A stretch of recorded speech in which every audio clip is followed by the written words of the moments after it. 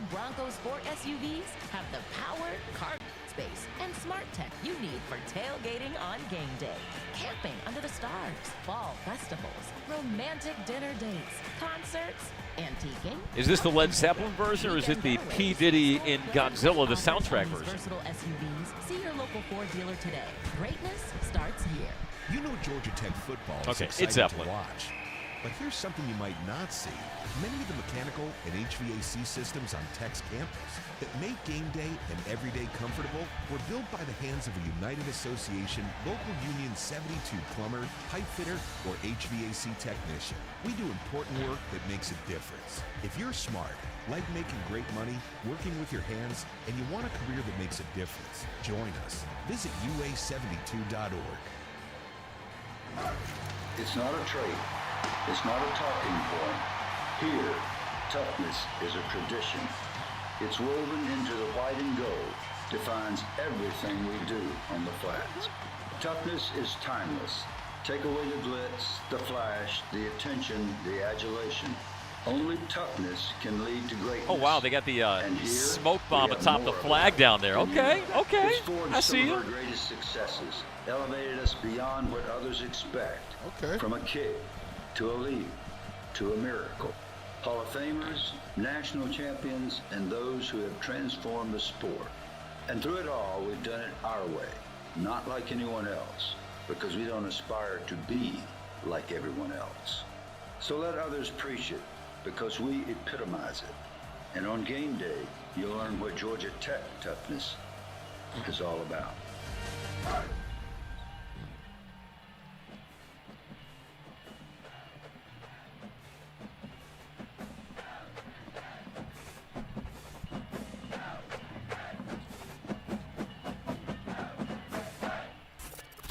Let's get back to the Jackets. More Georgia Tech football, driven by Hyundai on the Georgia Tech Sports Network from Legend Sports. Captains meeting at midfield. Georgia Tech represented by the ACC Defensive Lineman of the Week, Cal Kennard, Trinelius Tatum, Weston Franklin, and quarterback Haynes King, who's 7 touchdowns in the opening 2 games, the most by any Georgia Tech quarterback in a 2-game span since Joe Hamilton in '99. It is heads. You want the ball?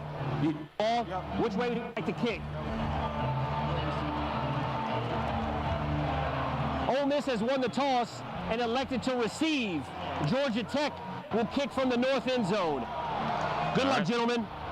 So Ole Miss wins the toss. Rebels elect to receive, and like we said, their opening drives, the first 2 games of the season, both resulted in touchdowns in less than 1 minute of clock time.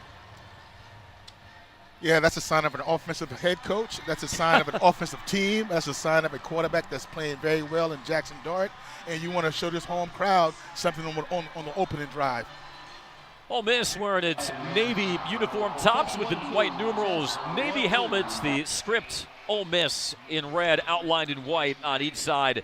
Gray pants with a stripe of red and navy down the side. Georgia Tech, like we said, all white. Yes, they got the icy whites tonight, including the white helmets with the gold stripe down the crown and the interlocking gold GT. And for reasons unknown, Alfonso Ribeiro was on the video board. Carlton from the Fresh Prince revving up the home crowd. I'm sure there's a story behind that, and we will effort that information as soon as we can figure it out. Was not expecting that on my bingo card tonight. Now, Vaught Hemingway Stadium seats 64,000. It is packed and it is ringed in red, save for the Yellow Jacket fans. Well represented in Section R across the stadium from us in the gold. Gavin Stewart brings the special teams on the field. Ulysses Bentley IV, one of the deep men for the Rebels.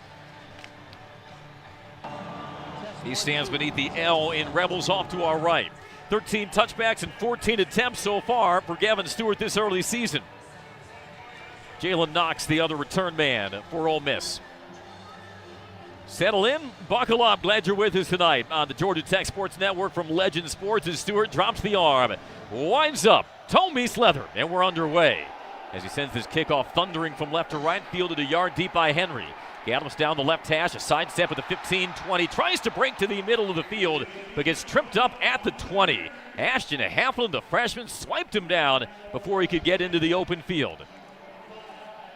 So here comes Jackson Dart and this Ole Miss offense. Dart 13th in the nation in passing yards per game. Haynes King is 12th. Dart, 305 of a yard per game.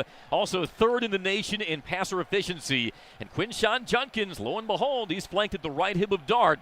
Limited and all due to some rib soreness. Stands alongside him in the gun. 1st and 10 from the Ole Miss 20, middle of the field. Fakes the handoff, rolls to his right, tosses right sideline, has a man wide open at the 25, sprints up past the 35, the 40, and slowed up is the freshman Aiden Williams for a gain of 19.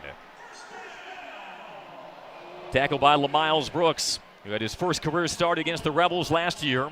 And Ole Miss once again winding up the tempo as they place the nose of the ball down right hash at its own 40. Twins right, one receiver wide side left in Williams. Inside handoff to Judkins. Slants past the left side to the 45. Ridden down by Micaiah Scott for a gain of 5. Quinshon Judkins, you know they're going to try to get him going early. The consensus preseason All-American. Just 54 rushing yards a game this season. The sophomore from Pike Road, Alabama. At the left hip of Dart. The clap, the snap. Pulls the handoff. Climbs the pocket. Cranks it down the right sideline. And it's broken up. Great swat down by Jalen King on an outbreaking round from Jordan Watkins. The chess match is going to be something to look at. 3 different defensive coverages for Andrew Thacker, 3 different offensive formations for Coach Lane Kiffin and his offense. So guys are trying to feel each other out in this first drive. 3rd down and 4. Line to reach his midfield. A slout right for Dart. Takes, cradles, runs off left tackle. He's got a block past the 50, sidesteps a man and takes off to the 40 and thrown down inside Tech territory at the 35. Dart is not much of a rushing threat, even though he's averaging the 2nd most rushing yards per game by the Rebels this year, but he breaks that one off for a big gain from the 46 down to the Georgia Tech 35, and the Yellow Jackets shaken up behind the play, and Etiosa Rubin, the 6'3 redshirt junior D tackle. I figured with Judkins not being available like pregame like we thought, or not being healthy, that they were going to use Jackson Dart in the run game a little bit. And there you had a play on 19 sweep with the quarterback taking that shotgun formation or that shotgun snap and just coming around the left edge. Gain of 19 as they tend to Rubin with play stopped 13:48 in the first quarter. No score, but Ole Miss on the move. Ole Miss was 1 of 13 on 3rd downs last week versus Tulane. Georgia Tech, after holding Louisville to 1 of 11 on 3rd downs in the opener, allowed 7 of 15 3rd down conversions to South Carolina State. Bulldogs began 1 of 6, converted 6 of their last 9, so that is a bit of an issue for Georgia Tech this early season. And Etiosa Rubin needing the help with a pair of athletic trainers escorting him off the field. And that's a big blow when you talk about Rubin going down this early in the game, because fast-paced by this offense from Ole Miss, you're going to have to try to give different bodies or have different bodies on the defensive line. So having a body on the defensive line go down is not what you want to see early in the ball game. DeQuan Dow, Zeke Biggers form the interior tandem. Right to left for the Rebels. First quarter, 1st and 10 at the Tech 35. Shotgun 1 back. Dart calls Watkins into motion. Takes the snap. And wrapping around the right side is Judkins. Accelerates past the 33, but tripped up at the 31. Manages 4. Very nearly broke it to the 2nd level. A timely swipe of the ankles by Ternelius Tatum, the junior. They line up quickly. Twins right, Twins left. On 2nd and 5. Dart with it. Puts it in the belly of Judkins. A jump cut to his left, but he's stoned by Scott at the line of scrimmage. Maybe muscles 1 to the 29, but Micaiah Scott squared him up and stopped him in his tracks, Joe. Excellent play by Micaiah Scott. When they're running the zone read, they're running the zone stretch play or inside zone, you need penetration from your defensive line, and that's exactly what Scott gave us. Another 3rd and 4 coming up for the Rebels. 2x2 receivers. Judkins the featured back. A pump fake, rolling out right, tossing down the right sideline, incomplete. Dart chased out of the pocket by Paul Moala, and he sailed that wide of the sideline. Incomplete. Trying to find Aiden Williams, but a good job by the Jackets to blow up that pocket on the Rebels. Paul Moala, he plays middle linebacker. He ended up rushing the quarterback, so that's another different look. And on the outside, where Jackson Dart thought he had an easy hitch route, the cornerback mixed the coverage up a little bit and played cover 2. So now make it a 47-yard field goal attempt for Caden Davis, who blasted one from 56 last week versus Tulane. Right-footed kicker inside the right hash. It's sent down for him. It's banged up, arcing inside the right upright, and good. Just was able to curve that in. And Ole Miss gets points on its opening possession. Well, the Jackets do the job on 3rd and 4 from inside Tech territory. And with 12:38 in the first quarter, your score, Ole Miss 3, Tech nothing. We're back after this on the Georgia Tech Sports Network from Legend Sports.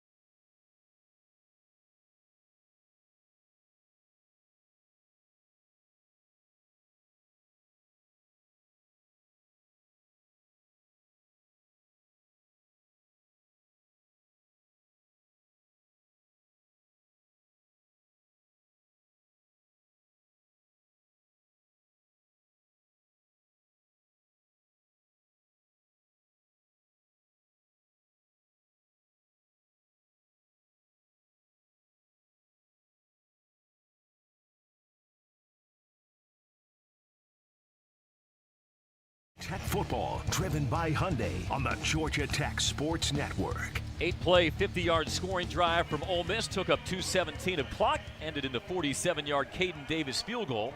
And with 12:38 in the first quarter, Ole Miss 3, Georgia Tech nothing. But we did say, Joe, in our United Consulting stat to know, Jackson Dart in the first quarter this year, a combined 18 of 19 for 246 yards. Georgia Tech forces consecutive incompletions from the junior, including that incompletion on 3rd and 4. To hold them to that field goal. Let's go down to the sidelines, introduce the third member of our broadcast team, Chris Mooneyham. Guys, we're going to have ourselves a bit of a reunion going on here this evening in Oxford. Another one of the big storylines of this ball game, current Yellow Jacket players renewing acquaintances with some former teammates. Akilo Stone, Jared Ivey, Shamias Griffin, Zamari Walton, all now donning the two shades of Rebel Blue. Sewanee native Jared Ivey was tabbed third-team All-SEC at preseason. Appeared in 20 games for Tech over parts of 2 seasons. Zamari Walton, on the other hand, 39 career starts at cornerback, still holds the Georgia Tech record for the longest fumble recovery for a touchdown in program history. There wasn't a lot of interaction between the current and former Jackets during the week, apparently, but everyone expects that to change here today. And I'm sure they will renew acquaintances very, very soon here. Thank you for that, Chris. Davis also handles the kickoffs. Christian Leary sent deep to our left for the Yellow Jackets, averaging 19.7 yards a return this season. Ole Miss 3, Georgia Tech nothing.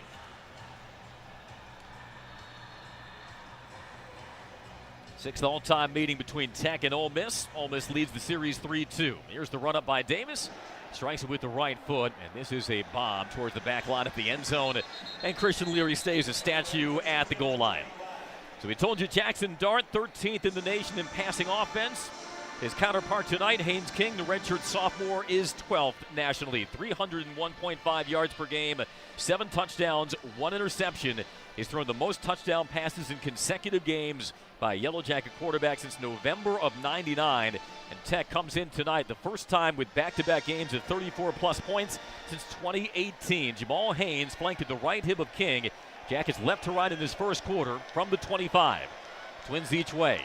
As King motions Leonard across, hands off to Haynes. Runs up the middle, dashing past the 30, and cut down at the 31. Strong pickup of 6 by Jamal Haynes.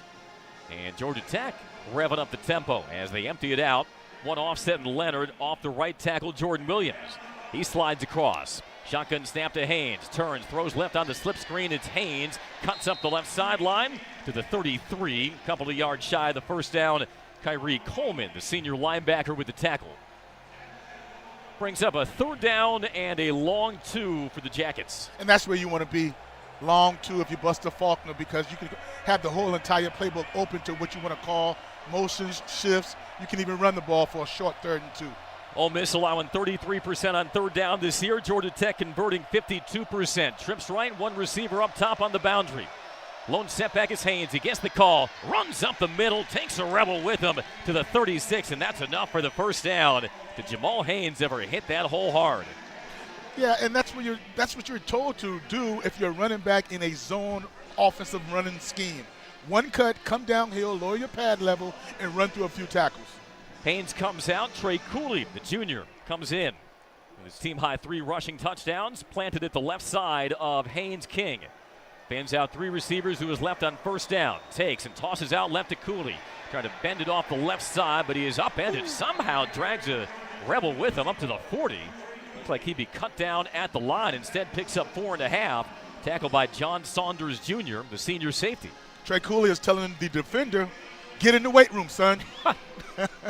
Well, he leaped, and then he stayed on his feet and then carried Saunders with him for a pickup of 4 as Haynes re-enters. Split backs this time, and they both flex out. 5 wide, empty backfield for King. Both linebackers plug the A-gaps for the Rebels. They come on a rush. King tosses out left, caught. Dancing up the sideline to the 43 is Malik Rutherford. Oh, had he ridden that high wire, could have had the first down and more. He's instead stepped out at the Tech 43-yard line for a gain of 3. I'm looking at Ole Miss sending a double A-gap blitz from their linebackers, and immediately Haynes King recognized it and had the ball to get off, got the ball out in the flats really, really quick out of his hands. Couple of short throws so far, but they've been accurate ones from King. 2 of 2 for 5 yards. He's got Singleton and Dominic Blaylock to his right. And making a trip set with Malik Rutherford as well. Rutherford now zooms in motion in front of his 3rd and 3 from the Tech 43. Snap to the belt to King. Looking left, throwing out of the flat. Caught, first down, up past the 50. It's Trey Cooley for the first down. Shoved out at midfield. Quick decision by Haynes King, and he put it on a line out of the backfield to Cooley. Great decision and a quick decision. You don't have to hesitate on that. There's another thing about being 3rd and 3. You can get the ball in the hands of your back right out of the backfield and actually make some runs after the catch. Georgia Tech reconfigures into the pistol with Cooley holstered behind King.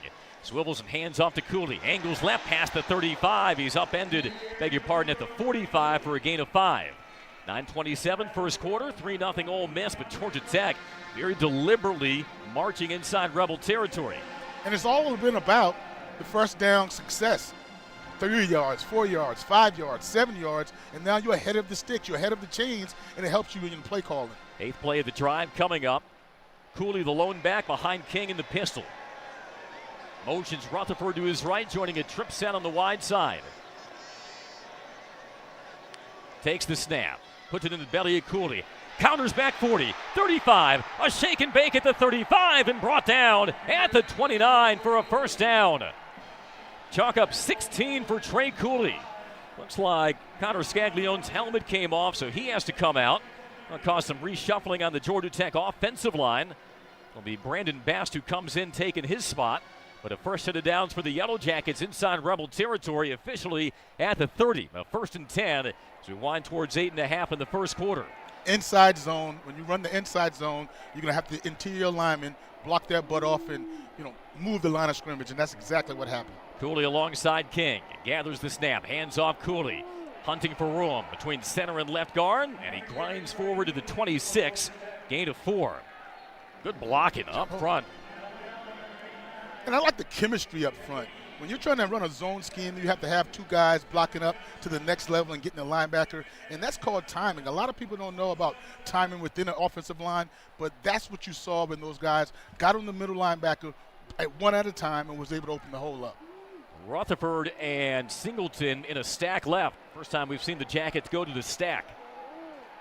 1 back, 1 offset for King in front of his 2nd and 6 at the Rebel 26. Leaning forward, takes the snap, hands off Cooley, and this time he's chopped down at the line.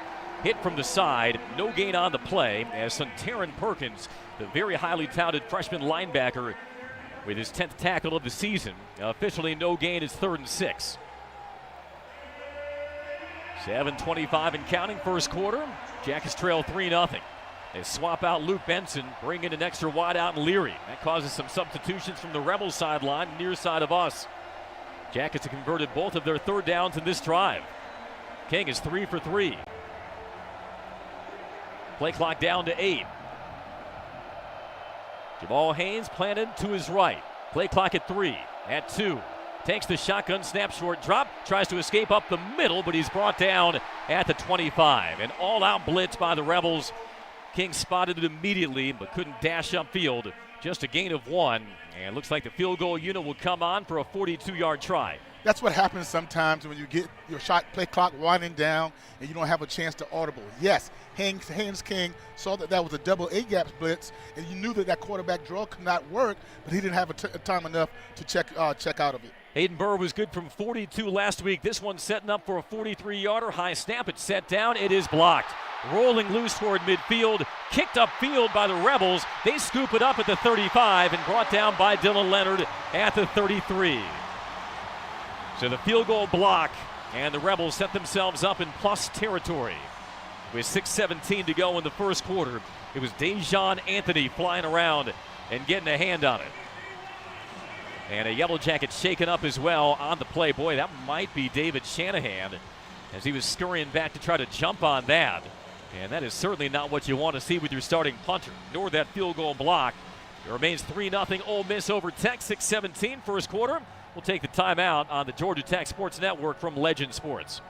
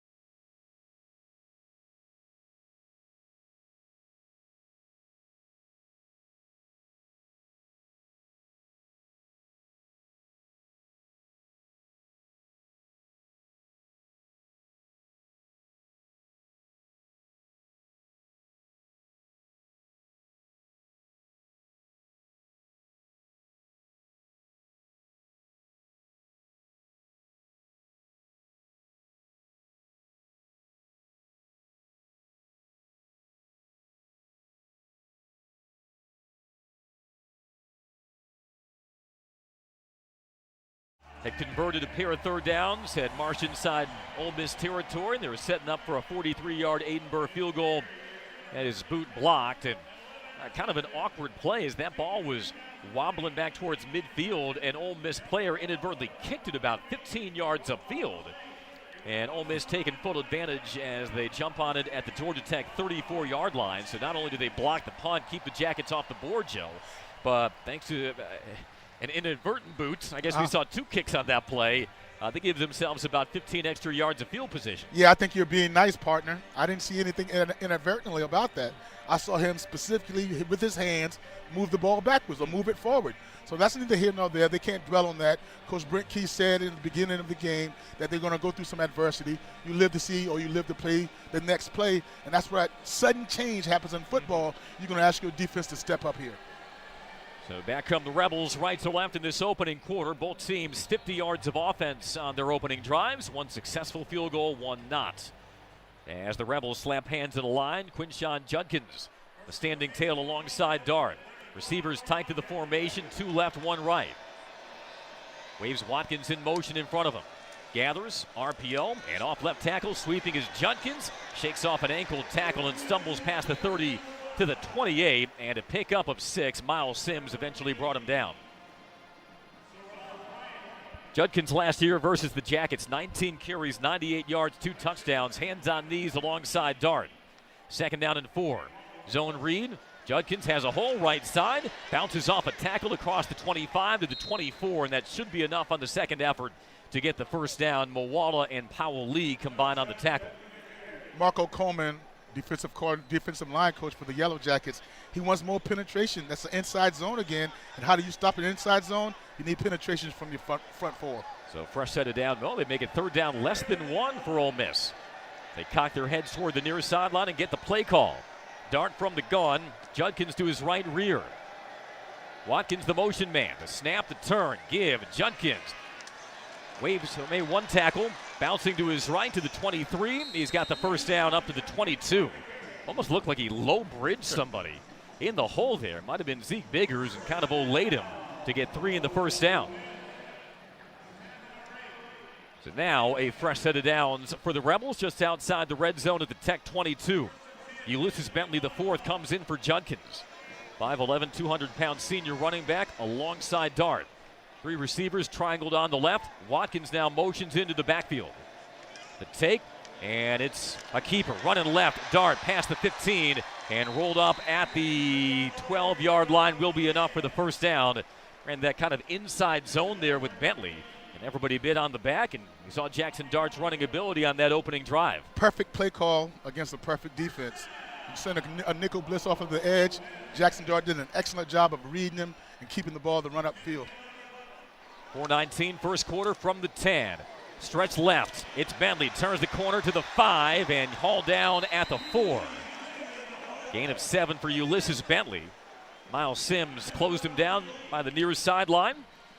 Right now, Ole Miss up 3-0, 4:02 and counting in the first quarter, threatening here as Judkins re-enters the formation. 2 different ball carriers, same play. Yep. It's just a zone read. You kept it one time, you be the quarterback. Next time you gave it to the running back. Bunch set on the right. Snap, Dart, cradles, runs off right tackle to the 3, the 2. He's knocked around, shy of the goal line. He will have the first down, but could not stretch across the plane. Clayton Powell-Lee with the touchdown-saving tackle, but it's a first and goal, and Ole Miss lines up quickly. Dart under center, crouches down, takes the snap, sneaks, jacket stack him up. I don't know if he stretched across and got it. He did not. They mark him a half yard shy. Saron Bryant met him at the top of the pile. Penetration. You need penetration on the goal line. You need penetration from your up front, your bigs. And then that's what we're getting right now on this inside the 5-yard line play. Watch out. They bring in their D tackle, J.J. Pegues, who has experience at Auburn as a tight end. They beef up the right side of the line. Dart with an offset front right. Second and goal from the 1. Takes, leans, runs off right tackle, stretches across now, and he is in.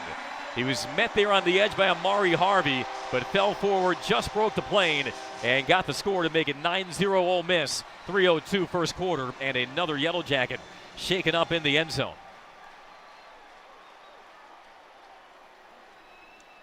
That was just a classic case, Joe Hamilton, of low man wins.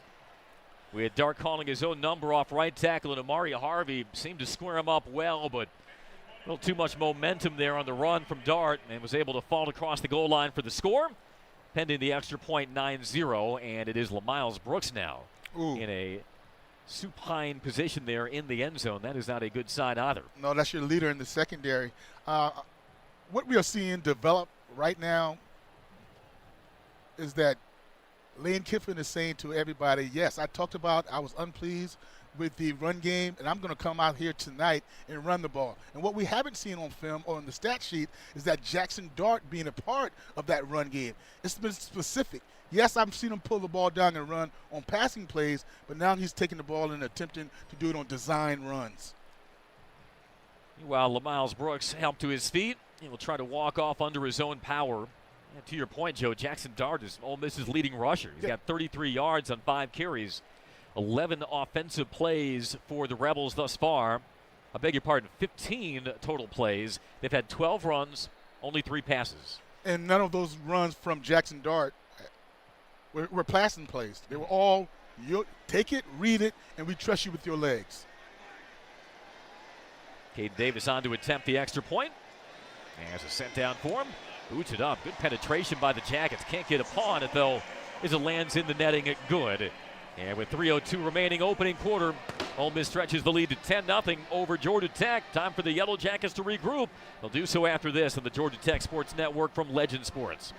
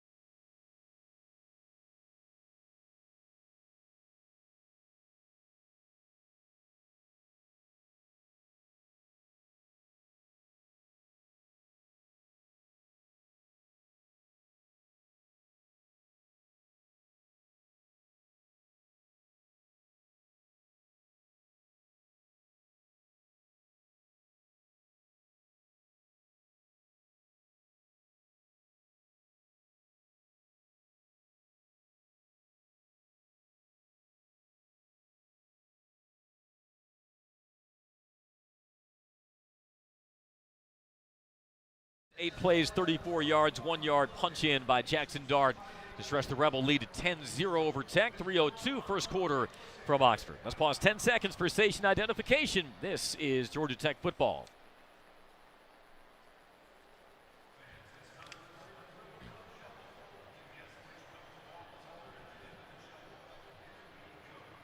Back. Andy Demetra, Joe Hamilton up top, Chris Mooneyham down on the sidelines, and he's got an update on David Shanahan, who was shaken up on that blocked field goal attempt. Chris? Andy, I've got my eyes on David Shanahan, the junior, who was shaken up on that field goal block for Ole Miss during the last offensive drive for Georgia Tech.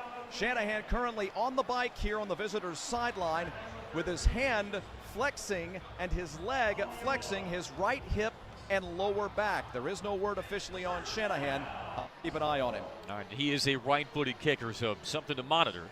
David Shanahan did not have to punt versus South Carolina State. And the irony of that, Joe, Georgia Tech welcomed in a delegation from Ireland on behalf of the Aer Lingus College Football Classic. They were so excited to see the native of Castle Island, County Kerry, Ireland, David Shanahan in action. It was good holding the ball on extra points and field goals, but did not get to see their native son boot it as a punter.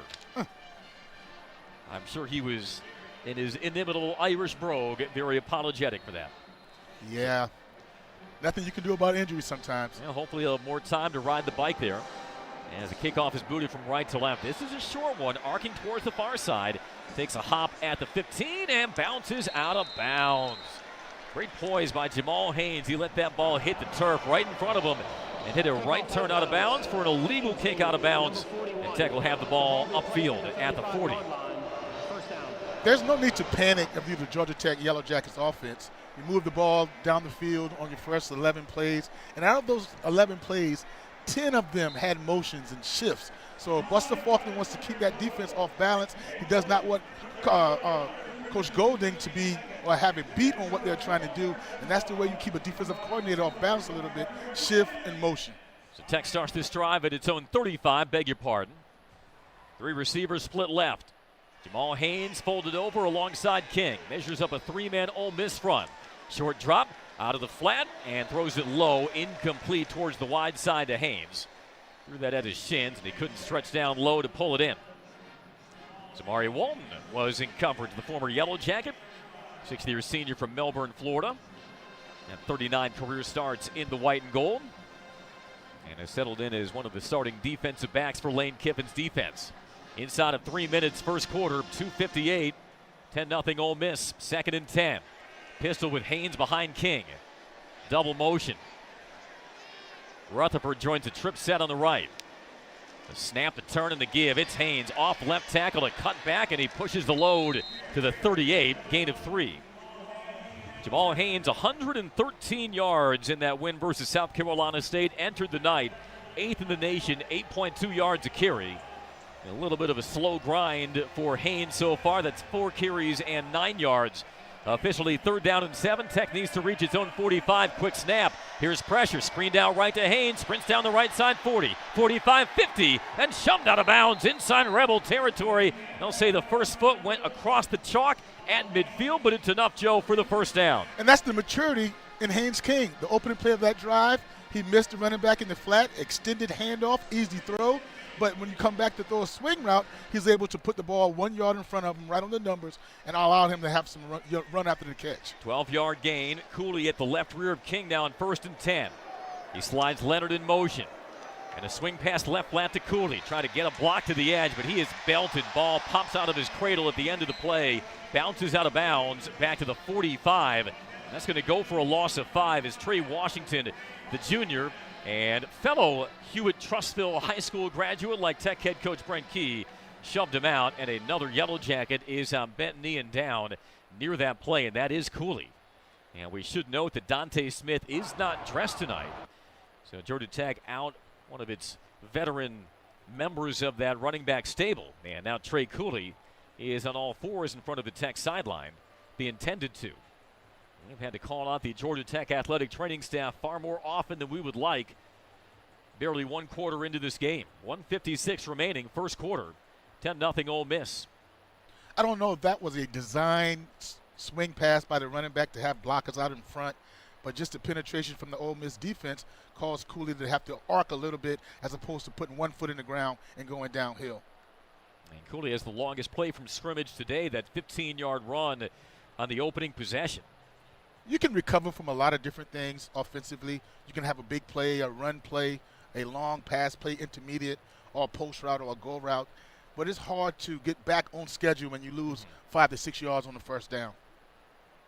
Smoked out well by this Ole Miss defense. That if you talk to the Rebels fans and some of their media, it's the defense that has outperformed the offense so far, and that's in spite of Ole Miss scoring 73 on Mercer in their season opener. But they've been far more impressed by what they've seen through 2 weeks from the Landshark defense. I would say so. Yeah. 8 sacks in 2 games. That's pretty good. It's a good start. Yes, sir. Cooley is being helped off. And we see Evan Dickens jump the line here. And it is indeed the freshman from Roswell. As Georgia Tech goes split backs with Dickens at the left hip of King and Jamal Haynes at the right hip. Leonard slot right. One receiver up top on the left. 2nd and 15. And King to the air. Has time, throws short right. It's caught past midfield at the Ole Miss 49, up the right hash to Rutherford. Gains back the original line of scrimmage and one more. A gain of 6 to force 3rd and 9. First catch by Malik Rutherford, his team high 11th of the season. 1:26 in the first quarter. Georgia Tech trails 10-0. They've converted 3 of 4 third downs, but need to reach the Ole Miss 40.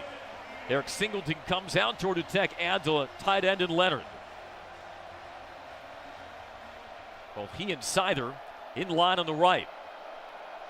Dickens the tailback. A slot left, and whistles blow with the play clock nearing expiration. Timeout. Ole Miss. And Ole Miss wants to get his right personnel on the field, so Lane Kiffin uses his first timeout of the half. Those timeouts timeout there that Lane Kiffin used, chalk that up because of formations, chalk that up because of different personnels, and also going at a different pace. So I think that, Coach Buster Faulkner created that forced timeout by Lane Kiffin. Thanks and to Paul Golden. Yeah, thanks to the eagle eyes of our spotter Adam Prather. Ole Miss almost had 12 men on the field. Yes. Some rosy pink clouds now as night beginning to settle in here at Vaught Hemingway Stadium in Oxford, Mississippi. So great to have you with us tonight on the Georgia Tech Sports Network. From Legend Sports, Andy Demetra, Joe Hamilton, Chris Mooneyham on the sidelines. Rebels lead the Jackets 10-0. And we'll see what the Jackets can cook up. Working left to right. Dickens in the pistol behind King. Again, both tight ends shift right. Slot left. Ole Miss rushes 4. They bring a twist. Standing in, throwing on the post. It is caught at the 30. First down, Jackets. Malik Rutherford climbs the ladder to haul in that rope from Haynes King. You called it a rope. Good pocket awareness, able to shuffle your feet, buy more time, and that's the second straight pass play that the offensive line of the Yellow Jackets created a really, really good, clean pocket for Haynes King. And Rutherford took a shot on the way down, but kept that ball riveted to the ribcage.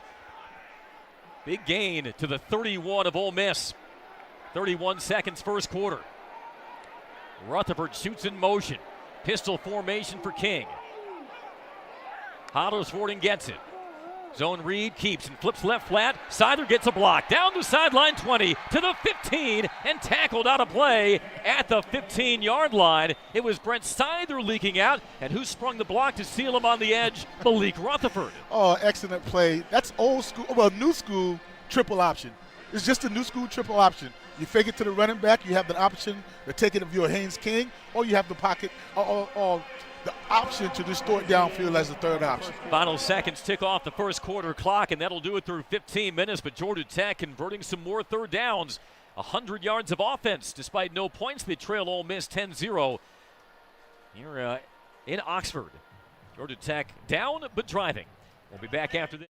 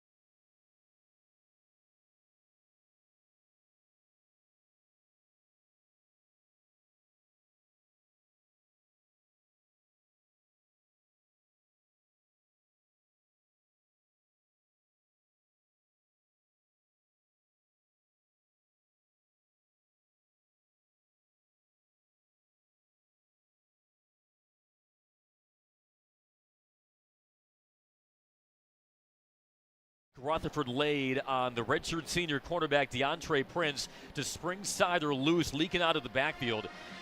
I don't want to say Brent Key was effusive in his praise, because I just don't think there is much effusive about Brent's personality, but he had a lot of respect for the blocking he has seen on the perimeter from his tight ends and wide receivers in the opening 2 games. Textbook example a moment ago with Malik Rutherford. It stands out.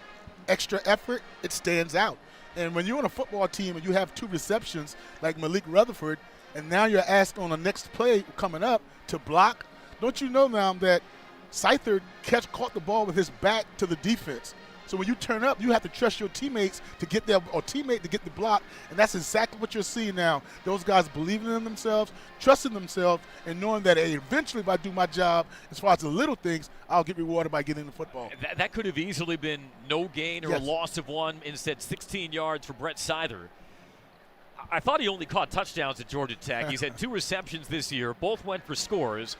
The redshirt junior from Clearwater, Florida, hauling in that and trucking up the Tech sideline for 16 yards. I would say, Joe, gold looks pretty good on Brett Scyther. Him and Dominic Blaylock both. And nobody on the team feels bad about Scyther getting involved offensively or even scoring touchdowns, because the little things that does not show up in the stat book, he's accomplishing, he's doing. Georgia Tech did not concede a sack, and only 1 TFL, which was on a swing pass out of the backfield from Ole Miss in that first quarter. Ole Miss 8 sacks through 2 games. We flip sides for the second quarter. Tech in the all-white tonight, working right to left as we hear it, or we see it, and you hear it. Ball on the left hash, 1st and 10, Tech. 3 receivers clustered in tight on the left. A pistol with Haynes, the featured back, and he gets the call. Turns left, counters right to the 10, winding his way down the numbers to the 9, and a gain of 6. Jamal Haynes tackled by Trey Washington, the Trussville, Alabama native. Jamal Haynes 8th in the nation in yards per carry. That included the 67-yard run versus South Carolina State last week. Longest by Yellow Jackets is J.P. Mason versus Miami 2 years ago. Georgia Tech emerges from the huddle quickly. Twins right, 1 receiver on the boundary left. Snap to King, pulls the handoff, flat pass to Leonard, turns up the left side to the 5, and brought down just enough for the first down. He needed 4 and he got 4, and Tech has the first down as they are moving the chains, presented by Atlanta Peach Movers. I know it was a pass, but that's like an extended handoff.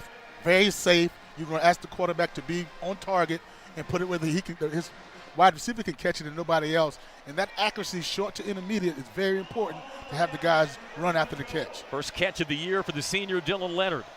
Haynes holstered in the pistol behind King. Inside handoff. Haynes is wrapped up at the line and thrown down. No gain on the play as they mark him down right at the 5. Trying to just barge up the middle, but too much beef inside, led by J.J. Pegues, also the linebacker Ashanti Sistrunk, playing in his team-high 51st career game for the Rebels. Opening minutes of the second quarter, 10-0 Ole Miss, 13:29 to go. Second and goal from the 5. Blaylock, receiver right. Rutherford split left. Rutherford shoots in motion. 3-step drop. King lofts it back line. He was pressured and has to sail that over the back line, incomplete. Just a straight bull rush up the middle. It forced him to backpedal, and wisely Haynes King bails on the play. Incomplete pass, excellent decision by your quarterback. Knowing that you're in the red zone, you don't want to take points off the board, so throw the ball through the back of the end zone. Only his second incompletion in 10 attempts. 3rd and goal, Tech. Yellow Jackets 7 of 11 in red zone touchdowns this year, 74th in the nation. They fan out 3 wide to the right. See how aggressive Pete Golding's defense is at bringing heat on King. Surveys the line. 3rd and goal from the 5. Walks underneath his center. Weston Franklin makes the adjustment. Play clock winding down. Brent Key uses a timeout. Timeout. Georgia Tech is moving toward the Ole Miss student section, and they were certainly ratcheting up the decibel levels. And whether that caused some lag in the communication as Georgia Tech got the signal in, Brent Key wanted to make sure this moment does not get lost. So timeout with 13-13 in the second quarter. Ole Miss 10 and Georgia Tech nothing. It's been a very efficient opening quarter plus for Haynes King, who remember 2 years ago as the starting quarterback for Texas A&M came into Tuscaloosa and brought the Aggies within a cat's breadth of knocking off Alabama. in that game completed 25 of 46 for 253 yards and 2 touchdowns. And so far, Haynes 8 of 10 for 68. He looks comfortable. That timeout you can charge to the play clock winding down because Haynes King, again, saw the blitz coming from Ole Miss. He was going to the line of scrimmage to try to call an audible, but he just did not have enough time to get it communicated to his offense. Guys recruited by Chris Winkie when Chris was working on the offensive staff at Tennessee. Has known the redshirt sophomore for a while. Brings in Jamal Haynes as his standing tail. He's flanked to his left. 3 receivers right. 3rd and goal, Tech at the Ole Miss 5. Rebels showing blitz. Handoff King up the middle. Tries to drag the pile. He gets to the 2 and ridden down at the 2. Just couldn't churn up on that second effort despite the push from behind by his offensive line. Stopped shy of the goal line. It's 4th and goal from the 2. And after Georgia Tech had its opening field goal try from 43 blocked, looks like the offense will stay on the field. They're going to go for the gusto here. Jackets 1 of 2 on 4th down this year. 12:43 in the second quarter, down 10-0. Again, same formation. 3 receivers fanned out wide side right. King planted alongside Haynes. Here's the snap. Short drop. Standing in. Throwing across. It is caught. No, and now dropped on the slant. Crowbarred out of the hands of Dominic Blaylock as he brought that ball down. Oh, so close to pulling in the touchdown. Dejon Anthony able to rip that ball loose on the way down, and Georgia Tech turns it over on downs. Now you want the defense to step up. You want the defense to keep this field position where it is and don't allow Ole Miss to just move the ball or march the ball downfield. I like the aggressiveness. I like the play call, anticipating it was going to be man-to-man. You gave your guy a shot to catch the ball in the end zone. And it was put where Dominic Blaylock could catch it, but it was good defense by the safety, Dejon Anthony, staying with that play and wrenching it loose. So Georgia Tech comes away empty-handed. 10-0 our score. Ole Miss on top. 12:28. Second quarter from Oxford. Back after this on the Georgia Tech Sports Network from Legend Sports.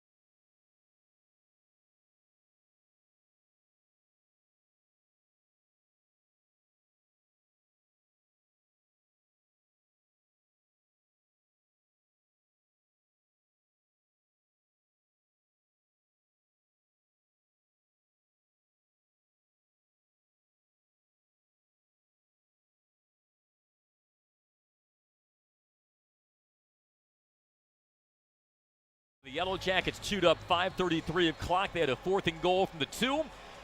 Haynes King dropped back to throw, got good protection, and he threw a seed on the slant to Dominic Blaylock, who had it in his hands, but just couldn't complete the catch on the way down as it was ripped loose by Dejon Anthony, the safety. And so it remains 10-0 Ole Miss.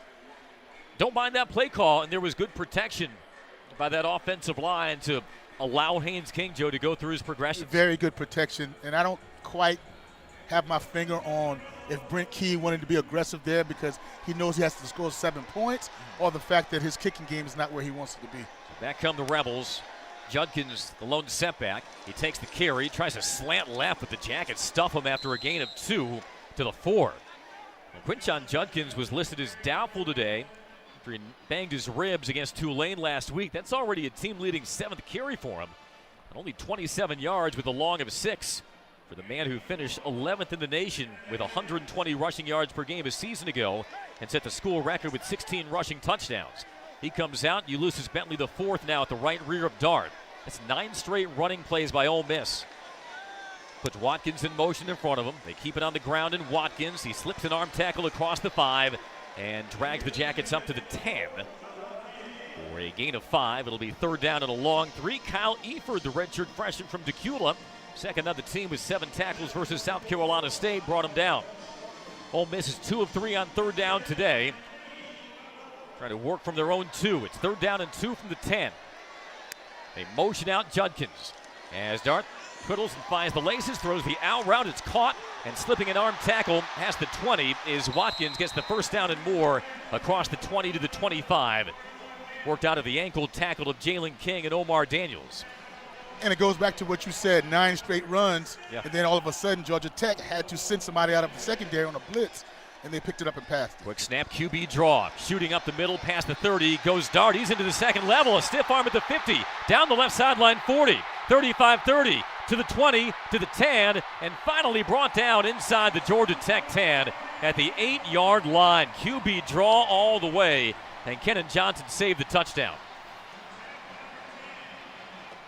When the Yellow Jackets defense come to the sideline or at halftime, Coach Thacker and his staff, defensive staff, they're going to have to make an adjustment, because I'm sure Jackson Dart was not a part of their run game coming in, and he's destroyed them early in this game. That's a 68-yard gain down to the 7-yard line, 1st and goal.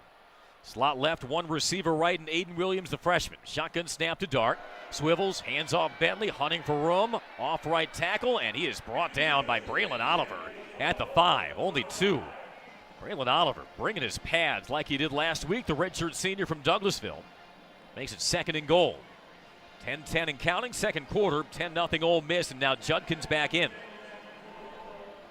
He'll be the featured back alongside Jackson Dart. Only had 77 rushing yards all season. He's got 6 carries, 101 right now. Meshes with Judkins. He throws the slant, batted down! Incomplete! Paul Mawala, Omar Daniels, both there to potentially get a paw on it. Trying to target the tight end Michael Trigg on that quick slant right to left, and it's 3rd down. I think it was Omar Daniels. Let's credit him with the PBU. Richard, sophomore from Moultrie, Georgia. Communication on the defense, it's imperative right now. Who has the quarterback? Who's going to get the quarterback down, because he's been destroying you, and now he's a part of the offensive scheme. A bunch set tight right. Judkins hands on knees alongside Dart. 3rd and goal, Ole Miss. Ball left hash at the Tech 5. They now condense the formation. Georgia Tech crowds in. Dart with the clap and the snap. Phase the throw. Looking left. Now looking middle. He's smoked out of the pocket, running right. Still scanning for the end zone, and throws it incomplete. Leveled on the play by Kyle Eford. And a flag was tossed somewhere, evidently. Georgia Tech indicating it's against Ole Miss. At least I thought you saw a Yellow Jacket pointing in the opposite direction. Flag was thrown about a yard or 2 inside the end zone, near the spot of the ball. There is no foul on the play for an eligible player downfield. The ball landed out of bounds. It'll be 4th down. Why are they booing? It would have gone against them. Okay. Apparently need to crank the volume on the referee mic. So it's 4th and goal, and Ole Miss, like Georgia Tech on the last series, will keep the offense on. Leading 10-0, 9:40 to go. Ole Miss attempted the most 4th downs of any team in the nation 2 years ago. This year they're 4 of 4. 3 receivers, triangle tight right. Judkins the lone setback. 1 receiver left. Judkins motions out. Dart finds the laces, standing in, throwing back line to the end zone, dropped under the crossbar. Couldn't be hauled in by the tight end, Michael Trigg. And this time it's Tech's turn to force the Rebels over on downs. Well, as opposed to the Georgia Tech drive when that was a clear pass breakup by the Rebel secondary, that was a drop by the Southern Cal transfer Michael Trigg. And Georgia Tech bows up, keeps this a 10-0 game. We're back after this on the Georgia Tech Sports Network from Legend Sports.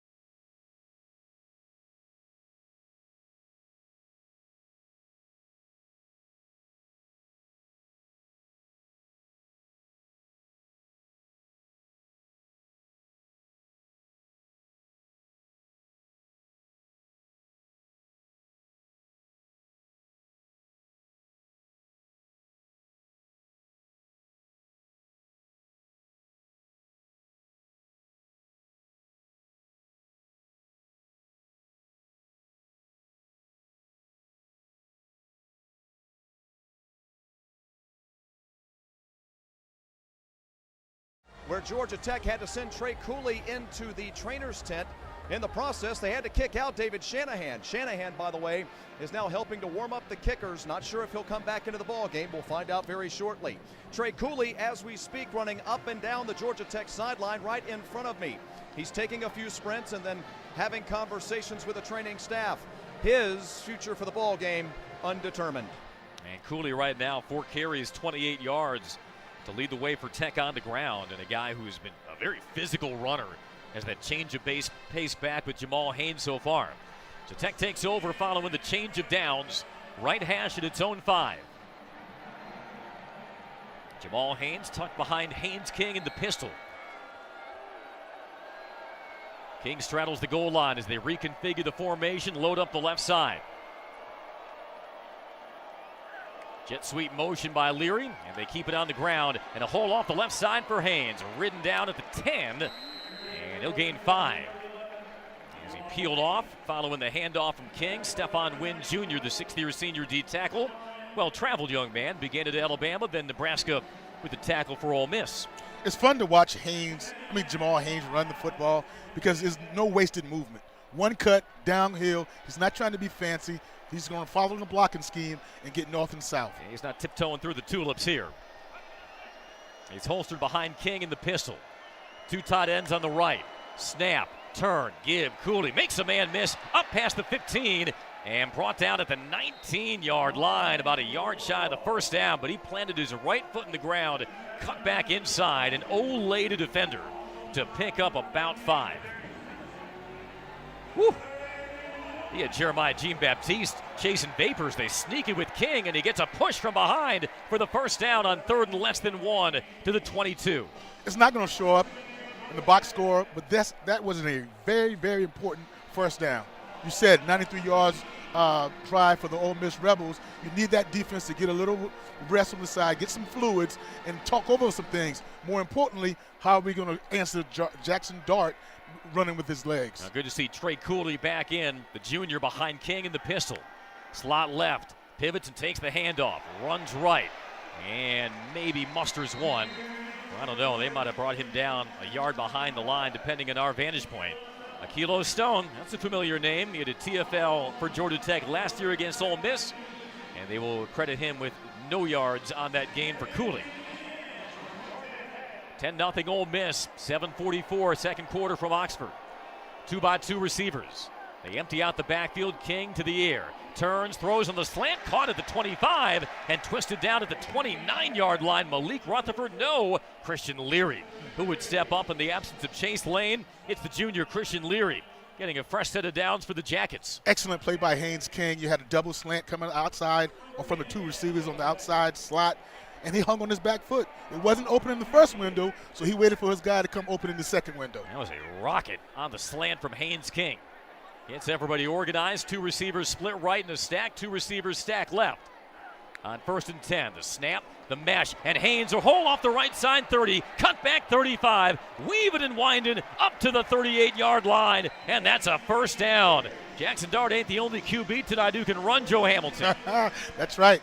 Haynes King is a very underrated athletic quarterback, and that was a great design. You pulled the 2 backside guard and tackle, and everybody's thinking of old power Trey, but Haynes King came out of the back end. Ooh, he had some juke and some slash in him there. And it will be a 10-yard pickup and a first down at the Georgia Tech 38-yard line. Again, a stack right, 1 receiver in Blaylock outside the left hash. Cooley squats behind King, measures up the front. The give goes left side to Cooley, and he is belted. Couldn't turn upfield, maybe to the 40, a gain of 2. That was some Taryn Perkins. Textbook form tackle there by the man who was the number 2 linebacker nationally out of high school last year in Raleigh, Mississippi. And the highest ranked defensive signing at Ole Miss since Robert Kimdichie a decade ago. I would like to be in that company. Yeah. I think that pie was a little sweetened for Robert Kimdichie to come to Ole Miss, but that's another story. Yeah. 2-yard gain, 2nd and 8 from the Tech 40. 2 tight ends, make it 3 tight ends, all split out right. Boyd, Benson, and Leonard. Back to throw King. Snaps off the slant. Caught at the 50. Out of an ankle tackle to the 40, 35. Cutting left is Leonard and brought down at the 36 of the Ole Miss Rebels for a first down. Everything was successful.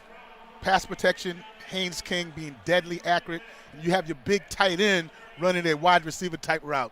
Very, very good design. Second catch of the night for Dylan Leonard, goes for 23 yards. 3 drives for Georgia Tech so far, and they've all crossed into Ole Miss territory. 5:11 on a turning clock in the second quarter. 10-0 Ole Miss.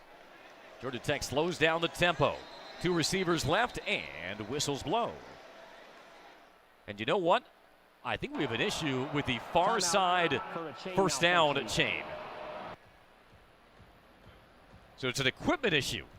With 5:04 remaining before halftime, did a link become undone? I'm going to look at the positive. The defense is over there getting some rest. What's a positive for Ole Miss? Well, our defense. Yeah. Our defense, because that last drive they were getting pushed around a little bit on that 93-yard drive, although they ended it pretty well. So both teams with a chance to gather themselves at Vaught Hemingway Stadium. 10-0 Georgia Tech trails. Hyundai is proud to be the official partner of Georgia Tech Athletics with our shared vision of the future through innovation and progress. Hyundai and the Yellow Jackets are sure to make a great team. Hyundai and Georgia Tech, it's our journey. Now, Dylan Leonard, and I'm sure he had to be frustrated, Joe. 2 games, no catches. They've done a lot of the unglamorous work blocking on the perimeter. But 2 catches, 27 yards, and showing that crisp footwork on that slant and then the run after the catch for the 23-yard gain. That makes Haynes King 11 of 14 through the air. It seems like to me that he was going to get a target this game. All the hard work, all the blocking, unselfish play that he put on the football tape, that his coach, Buster Faulkner, is saying, I'm going to reward you a little bit because of the hard work you've been putting in. And also, let's credit this Georgia Tech offensive line. No sacks yet, only 1 TFL. Ole Miss came in with 17 tackles for loss on the season and 8 sacks distributed among 8 different players. They have so far kept Haynes King at arm's length, and as his completion numbers show, he has reaped the benefits. 11 of 14, now 100 passing yards even for the redshirt sophomore, who last week threw for 290, 4 touchdowns, no picks. So again, a stop and play here with an equipment issue with the far side first down chain. Now, Seraldo, get those binoculars handy right there. I'm curious. You don't want a limp chain, Joe. No, you don't want a limp chain. You don't want to have a shortened first down marker. Yes. Well, only if Georgia Tech is on offense. Only if Georgia Tech has the ball, yeah. Trey Cooley, 6 carries for 30 yards. Jamal Haynes, 9 carries, 30 yards. Malik Rutherford, a team-leading 3 catches for 28 yards. Georgia Tech with a blocked field goal on its opening possession. They were stopped on 4th and goal from the 2 on an incompletion in the end zone. And here in drive number 3 of the first half, 1st and 10 at the Rebel 38. Nose of the ball just shy of the 38, left hash. Malik Rutherford slough right. 12 personnel. And now both Seither and Leonard crab and settle on the right. Snap, blitz, deep drop King, shuffling to his left, arches it into the end zone, deep shot, it is juggled, it is incomplete. Avery Boyd on the way down had that ball jostled loose. He was in combat with the Atlanta native DeMarco Williams. Might have just knocked it free at the last moment. I love Haynes King getting his wide receiver or giving his hot wide receiver a chance on a 50-50 ball. I love Jamal Haynes stepping up and picking up a middle linebacker blitz. And again, the protection doesn't always come from the offensive line. It's got to be good decision-making by your quarterback and also the running backs being willing to step their head in there on protection. Avery Boyd's a physical guy, almost a hybrid tight end wide receiver. 2nd and 10 now from the 38. Slot right, King folded over, takes and tosses out left, but upended at the 38. Cooley brought down by DeAndre Prince for a loss of 1. One of the rare times a perimeter block was whiffed on tonight by the Jackets. So it turns it into a 3rd down, and they will charitably call that no gain and now mark it back to the 39. So it is, in fact, 3rd down and 12. Georgia Tech 5 of 7 on 3rd down tonight. Down 10-0 with 4:20 to go. Trips right, a receiver left. Ole Miss coiled off the edge. as King relaxes in his stance, an adjustment made in kind by the Ole Miss defense. Play clock at 3, at 2. King wanting it, taking it. And the handoff goes to Cooley. Bounces left 35. A cutback 30. Still going. 25. He's got the first down. Give it to Jamal Haynes and let him do the rest on 3rd and 12. He picks up the first down. Excellent cutting by Jamal Haynes. There's no doubt about it. And Coach Norv McKenzie, the running back coach, he's got to be very pleased with what his guys are doing. He stood in there, picked up a blitz on the last play. In this play, he made sure what he needed to get the first down and didn't waver, didn't dilly dancing the whole 1-2 cuts, got downhill. 15-yard gain for Jamal, who's now the pistol back behind King. 1st and 10 Tech at the Ole Miss 19. The give goes to Haynes. Rips through 20, cut back 15, and upended a half-yard shy of the first down to the 14.5. He was brought off his feet by the safety, John Saunders Jr., but another burst through the line by Haynes. Georgia Tech threatening again, down 10-0. Haynes is starting to feel his oats now. Give him 52 rushing yards following the 113 versus South Carolina State last week. I just love his ability to get downhill off of one cut. 3 receivers to the left of King. Out of the pistol on 2nd down, less than 1. Unbalanced line to the left. King motions Rutherford across. The take, the turn, handoff Haynes. Rumbles up the middle, lowers that shoulder, and gets to the 12 for a first down and a gain of 3. Just tucked that chin, took it up the gut. And Georgia Tech has the first down as we wind inside 2.5 minutes, first half. I'll give Haynes a much-deserved breather. Cooley comes back in. And now, again, play blown dead because those same chains are causing an issue over there on the far side. Timeout for a chain malfunction. Oh, I would love to have a parabolic microphone on Brent Key right now. He's standing about 5 yards away from the chain gang, and I'm sure he is boring them into dust because he knows his team has the momentum right now. A timeout on the field will take one as well as they try to get those chains untangled or whatever it is that's causing the issue. 2:19 second quarter. Georgia Tech trails Ole Miss 10-0. We're back after this in the Georgia Tech Sports Network from Legend Sports.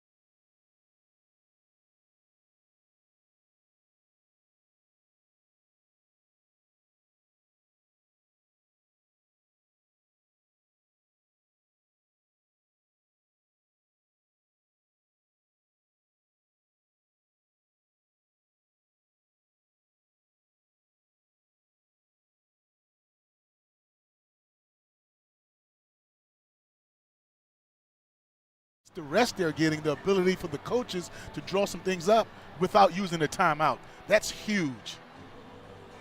And trying to stifle the Yellow Jackets, who have outgained the Rebels 199 to 177.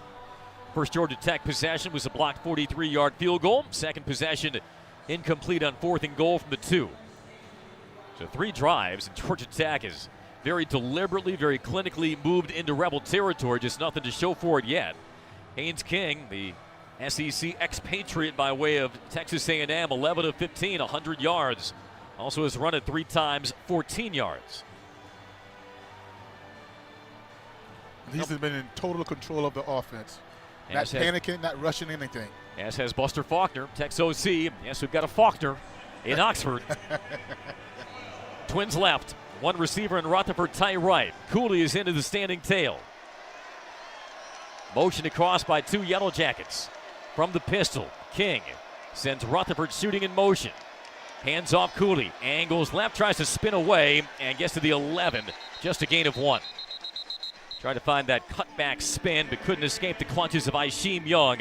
Only a gain of 1 for the junior, whose first career carries of his college career, Joe, were in 2021 as a member of Louisville against Ole Miss.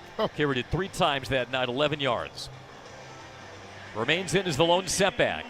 Leonard in line on the right. Stack left, a receiver up top on the right.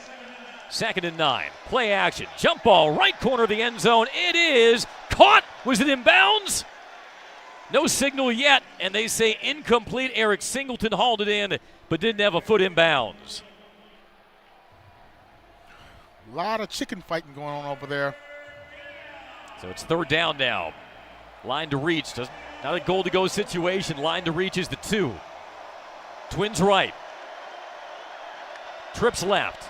Dropping back 3. Haynes snipes it right side. Caught at the 5. Taking a shot. Malik Rutherford was sawed in half, but he hangs on to the football at the 5. Couple of yards shy of the line to gain. Zamari Walden, the former Yellow Jacket, with his stop. It's 4th and 3 with 1:14 to go in the second quarter. And looks like time has been called. Timeout. Ole Miss uses its second timeout. How did Malik Rutherford hang on just that outcut beyond the right hash? Zamari Walden, by the time he turned his head, was in his kitchen, and he exploded on the redshirt sophomore, but he still made the catch. There's 2 things about that combination of route that the Yellow Jackets just ran.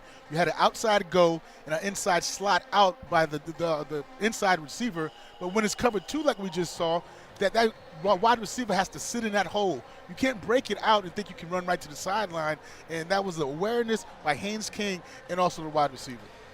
Do you kick the field goal here? I know you had the first one block, and that can scar a lot of coaches, but it's a 10-0 game. You have the ball to begin the second half. Yes, I kick a field goal. Okay. I kick a field goal because you want to show a lot of confidence in your team and your field goal kicker. And it does look like the Yellow Jackets will bring the field goal unit on. And it will be Aiden Burr out of the hold of David Shanahan, who was shaken up on that field goal block in the first drive. And regardless of whether David Shanahan can still punt, he at least is good enough to kneel down and set that ball down for Aiden Burr for what would be a 22-yard field goal from the right hash. Ole Miss already blocked 1 tonight. Set down for him, booted up, and booted through. Nothing better than a silenced student section as Aiden Burr connects and Georgia Tech gets points. Turns into a 16-play, 90-yard drive. How about 8:22 the time of possession, Joe? And with 1:09 before halftime, your score, Ole Miss 10, Georgia Tech 3. Just happy you were able to do something in the red zone. No doubt. And Georgia 0 for 2 previous to that drive. Ole Miss only has 1 timeout remaining. See how aggressive they are going downfield with Georgia Tech set to receive the second half kickoff. Timeout here from Oxford. Jackets down 10-3. We're back after this.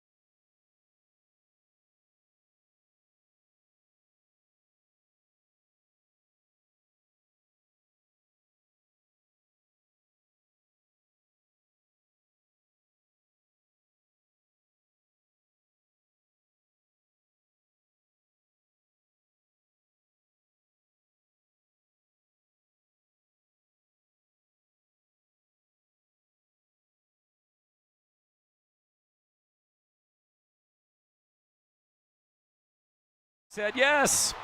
All right. And they're smooching. Yes, they are. Keep it PG up there. Well done. And, while we're on the subject, an early congratulations to our own sports information director, Andrew Clausen, who's with us on the trip at Ole Miss. Ties the knot tomorrow with the lovely Christina Capello, whom you may know from the Alexander Tharp Fund office. Another match made in Georgia Tech athletics heaven. So mazel tov to Andrew and to Christina.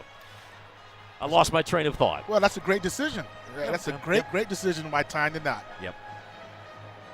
But again, a blocked field goal, a couple of chances inside the 10 where you're just not able to punch it in and get the score. And so Georgia Tech still down 10-3.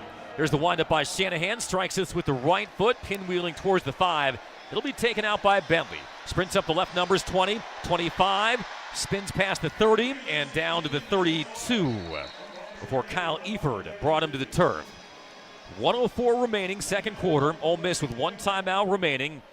We should note not only was their place kicker Caden Davis good from 47 earlier tonight, he banged that 56-yarder, fourth longest in school history in their win versus Tulane last week.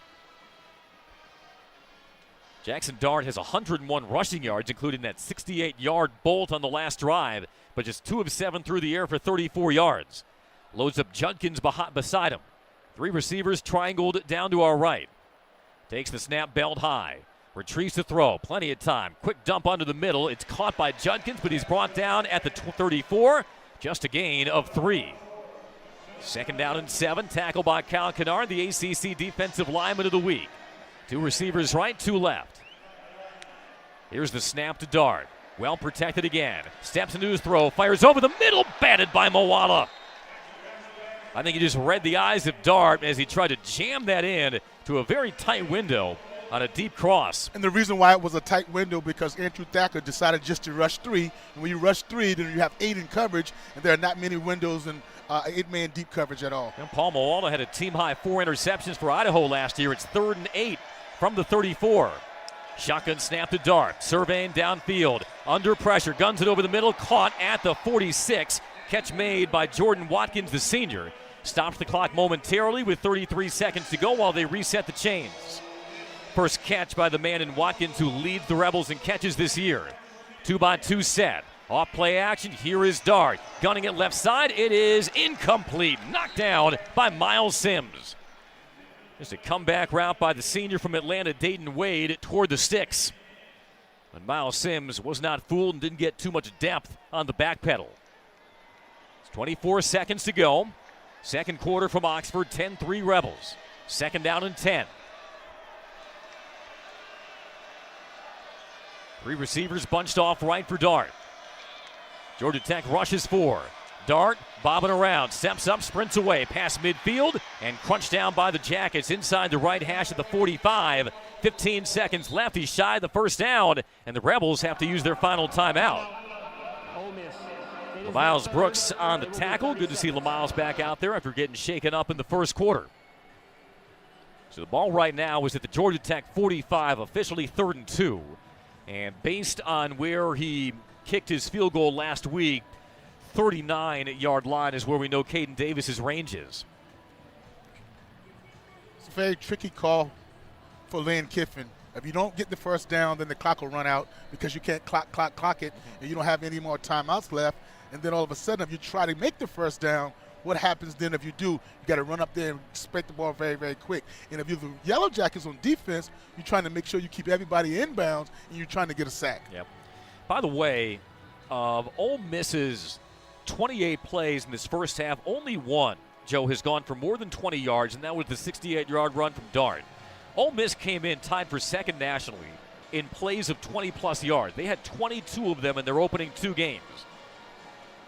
Officially 3rd and 2 from the Georgia Tech 45. 10-3 Rebels. Quinshon Judkins back in as the standing tail. Flanked alongside Dart, who deploys 3 receivers tight left, 1 receiver split right in the 6'3", 190-pound freshman Aiden Williams. He motions out Judkins, empties the backfield. With 15 seconds to go in the quarter. Gathers in the snap, plants and throws on the cross, and it is incomplete. A sliding catch on the slant intended for Williams, but it is marked incomplete, and it's now 4th down. Amari Harvey smothering him on the slant. Looks like Ole Miss will keep the offense on with 10 seconds to go. The last 2 plays by Miles Sims and Amari Harvey has been excellent. Excellent. Yep. Being able to plaster the wide receiver and make sure they don't get behind you and have good coverage. Remember, Ole Miss cannot stop the clock as they cluster 3 receivers to the left. Empty backfield for Dart, 4th and 2 from the Tech 45, and timeout called by Georgia Tech. Timeout. Georgia Tech. It's their second. It will be 30 seconds. They had split Judkins out wide, and I'm wondering if they were trying to set up a slant or a screen with Judkins, who's so electric in the open field. So Georgia Tech burns a timeout with 10 seconds before halftime. 10-3, Ole Miss our score. Invite you to stick around for the Ramblin' Wreck halftime show. Chris Mooneyham will hear the thoughts of Brent Key as they walk off the field.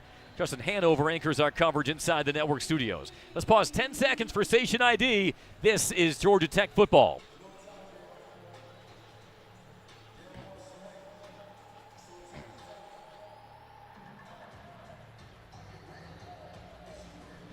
Back.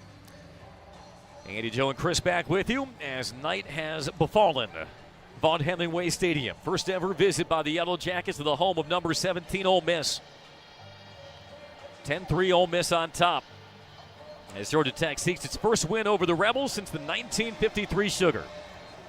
Offense stays on, 4th down, needing 2. Dart loads up Judkins behind him. 2-by-2 send, receivers in tight. Folded over, takes the snap. Back 3, pressured, runs up the middle to the 40, 35, a dive, and he's got the first down at the 38. 5 seconds to go. They stop the clock while they reset the chains, and he now clocks it with 3 seconds to go. So from the 30, I'll call it the 38-yard line, or is that 37? I'll say 37. So 54-yard field goal try-up coming for Caden Davis. And it's remarkable what he was done, Joe, because he was 1 of 4 in his career at Texas A&M in 3 seasons. Had a 56-yarder last week, a 47-yarder in the first quarter. And he'll set up for what will be just inside a 55-yarder. Inside the right hash for the right-footed kicker from Coppell, Texas.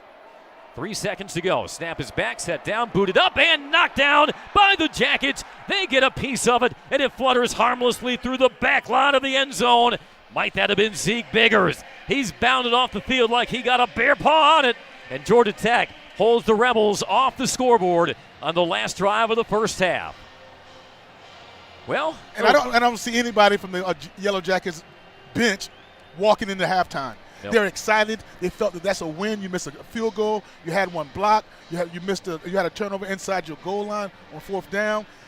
You got to be very, very positive. You're the coaching staff for the Yellow Jackets. Only 3 points, but folks, the Yellow Jackets are right in the thick of it. Trailing number 17 Ole Miss 10-3 as we've hit halftime at Vaught Hemingway Stadium. Coming up is the Ramblin' Wreck halftime show. Justin Hanover begins our coverage after this on the Georgia Tech Sports Network from Legend Sports.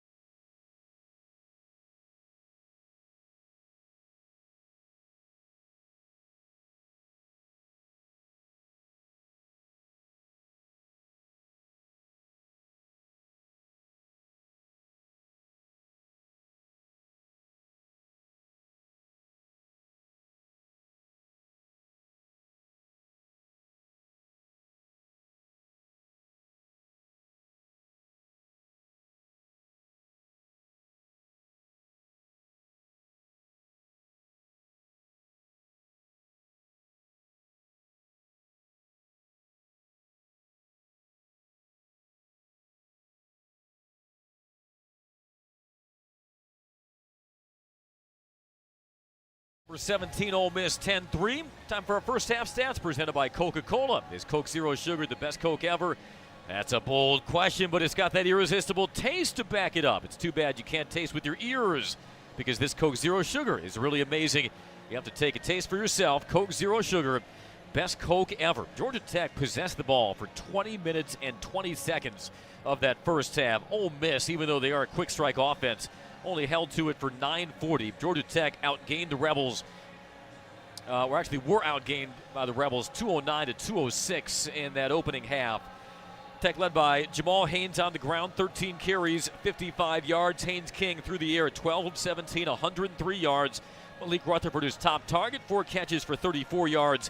LaMiles Brooks, the leading tackler for the Yellow Jackets. The junior, has 6. Ole Miss led by Jackson Dart on the ground.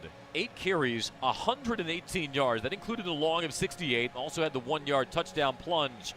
Quinshon Judkins, who was doubtful today with what we were told was a rib injury, has had 7 carries, and he has seen his share of snaps, but those 7 carries have only netted him 27 yards. And Jackson Dart, 4 of 12 through the air for 49 yards. And that's significant because Dart came in completing 70% of his passes. He's number 3 in the nation entering the day in passer efficiency. Only 4 of 12 for 49 yards. And he's also 5th in the nation in yards per completion, well below that average as well. Jordan Watkins, the leading receiver. In fact, he's the only Rebel who has multiple catches, 2 for 28. You can tell Ole Miss is hurting from the absence of Trey Harris, who had 8 catches on the year, was averaging 94 receiving yards a game, and was tied for second nationally with 5 touchdowns. Knee injury has tabled him for tonight. Defensively, 5 tackles for the safety Trey Washington lead the way. And those are your Coca-Cola first half stats. This is a game where Georgia Tech is right in the thick of it, Joe. You can't deny that. And the Yellow Jackets will have the ball to begin the second half. But, oh, boy, you think about had they converted that field goal on their opening drive. It would have been a 43-yarder from Burr, but they had a 4th and goal from the 2 as well. They took a gamble, went for it, passed in the end zone. A nifty slant they had set up, but Dominic Blaylock couldn't hang on. So they had some opportunities to be potentially in the lead at halftime, but you don't want some of that exasperation to overlook a lot of the positives offensively and how that might set up the second half for them. Yeah, and I think if you Coach Key, you turn that into a positive. You say, hey, guys, we're only down 7. We had a field goal block in return, almost, and gave them 3 points. We also were inside the 5-yard line, could not come away with any points. So that's when you look at it and say, guys, these guys, the Ole Miss Rebels, they have not stopped us offensively and defensively. If we can correct and make sure we have an eye, or maybe 4 eyes on Jackson Dart, it would bode well because they flipped the script. I'm talking about Lane Kiffin, a guy that's been passing the ball all over the yard and not having design runs. In that first half, Jackson Dart had a lot of design runs, and it's evident that he's a part of their game plan to establish their running game. Ole Miss came in 4th in the nation in passing offense, 399 yards per game. They set a school record with 524 versus Mercer opening weekend. So pretty startling to see them only have 49 passing yards. They passed it 13 times. They ran it 18 times. And Ole Miss only had 3 total offensive possessions in that first half, which is one way to keep a potent offense in check. Georgia Tech will have the ball for the second half kickoff, and it will follow this. Back in Oxford in just a moment. Ole Miss 10, your Yellow Jackets 3 on the Georgia Tech Sports Network from Legend Sports.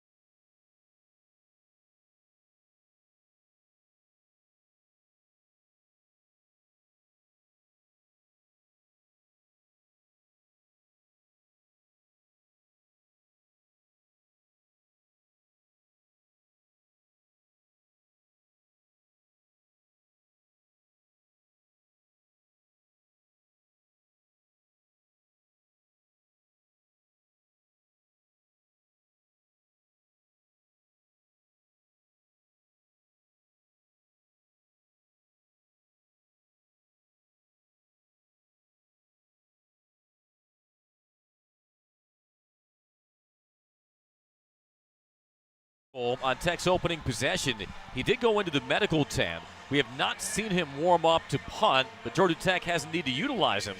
But the backup punter on the trip is Joshua Taylor, true freshman.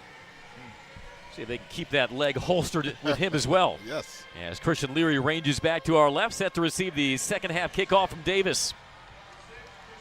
Who approaches the team, drives his right leg into it, and sends one tracing an arc across the night sky to the 3. Fair catch signaled for and pulled in by Leary. With only 2 TFLs and no sacks in that first half, will there be more pressure from this Ole Miss defensive line, Joe, in the second half? We saw they weren't afraid to send extra bodies, but Haynes King just checked into the right play, got the ball out, made the quick snap decisions that led to positive gains. You're going to see more adjustments from Pete Golding, defensive coordinator for the Rebels, but I think you're going to see more run pressures because they want to stop the run. 4.3 yards a carry for the Yellow Jackets. They don't want that happening. King with Haynes alongside him. They condense the formation from the 25, 1st and 10. There's the snap, pulling the handoff as King fakes the pass, runs up the sideline to the 30, and lunges to the 31. Fake that flip pass to his tight end, and then broke up field for a good first down pickup by Haynes. Another great decision. That was a setup flip screen or shovel screen to your tight end or shovel play to your tight end. It was not there, so Haynes King did not make a bad play worse. He got some positive yards out of it. Georgia Tech again with 2 tight ends in. Haynes, the pistol back behind King. Both tight ends bracket the line in front of this 2nd and 5. Bootleg, King looking. Now throwing off his back foot and throws it behind his intended target. Blaylock sliding down at the 37. Incomplete pass. He was chased out of the pocket by Monty Montgomery, the Louisville transfer, and 7th, yes, Joe Hamilton, 7th-year senior. Oh. He began his career at Tulane as a redshirt in 2017. That is like 2 eras ago in college football, but now 3rd and 5 for the Yellow Jackets. They converted 6 of 9 on 3rd down in the first half. Left hash at their own 30. 2 receivers and a tight end right. 1 receiver split left. Right foot in front of the left by King. Surveys the line, takes the snap, waist high, has time, now dances away, angles right with a pump fake 30, 35, 40, and baseball slides for the first down at the 40-yard line. Give him 10 in the first down. And give the O-line credit. Lots of time back there for Haynes King. Did not see anybody open. He reminded himself that I'm a very, very good athlete and took off for the first down. Yeah, he had time to let those routes develop, but good internal clock. And Georgia Tech converts the first down. And do we have another issue with the chains on the far side? So these are digital chains, by the way. And that was a well-received innovation, and now you hear the boos coming. Usually they only boo the chain gang on a bad measurement. Did they huddle up at halftime and got their adjustments down, Pat? Evidently. So the chain gang is ambling off. I would not say they're running. I don't think at those ages they're doing much of running anymore. But have to get a new set of chains now. And you heard me say something, Andy, last week about Haynes King being able to adapt, being able to learn from mistakes and not create that same mistake twice in a week or twice again going forward. We saw last week where he threw the ball away against South Carolina State when he didn't have it. Although we want to bring back up what happened in week 1 in the red zone where he kind of held on the ball too long. Tonight we've already seen him have an internal clock, whether he used his legs and ran the ball or he threw it out of the back of the end zone. That's what the coaches love, that you can take mistakes, learn from them, and get better at it.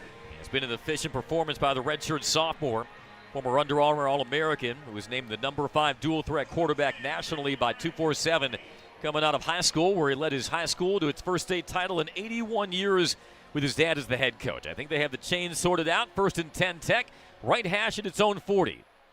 Haynes to the left of King. Slides his tight end, Benson across.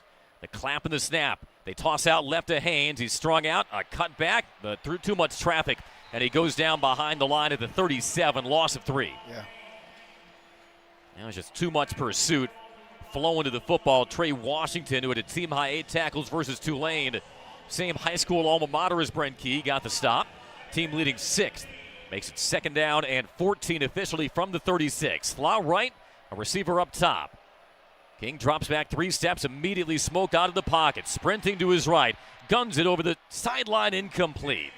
He kind of had Christian Leary stopping just beyond the sticks, but he sailed that too tall for him, and now it's 3rd down and 14. Difficult pass. He got flushed out of the pocket immediately, and I think that was borderline him throwing it away and maybe trying to give his wide receiver a chance. Well, Tech 7 of 10 on 3rd down, but this is the most arduous 3rd down distance they've had so far. They need to reach midfield. Leary slot left. Seither slot right. Snap and the retreat by King. Climbs the pocket, trying to escape. Stays on his feet. He shrugs off a tackle. Wheeling away to his left. Now a pump fake, and he is brought down for a covered sack toward the Tech sideline at the 33. Thought he was going to take a shot and heave it deep downfield for one of his tight ends, but didn't want to risk it and took the sack instead. He was almost yanked down by his shoulder pads, but somehow slipped loose. Nonetheless, has to eat the sack. And is that David Shanahan back to punt? And looks like number 43, David Shanahan, will be on for his first punt of the night. 12:22, 3rd quarter, still 10-3 Ole Miss. Georgia Tech huddling and now up to the line quickly. 2 protectors in front of Shanahan, who boots this away and sends one wobbling toward the far side at the 35, hops past the 30 and out of bounds at the Ole Miss 28. Did he kick that left-footed, Joe Hamilton? Yes. He's, wow. Well, when it's the right foot that gives you problems, sometimes you got to be creative. Man, it worked. It wasn't aesthetically pleasing, but he got the job done for David Shanahan.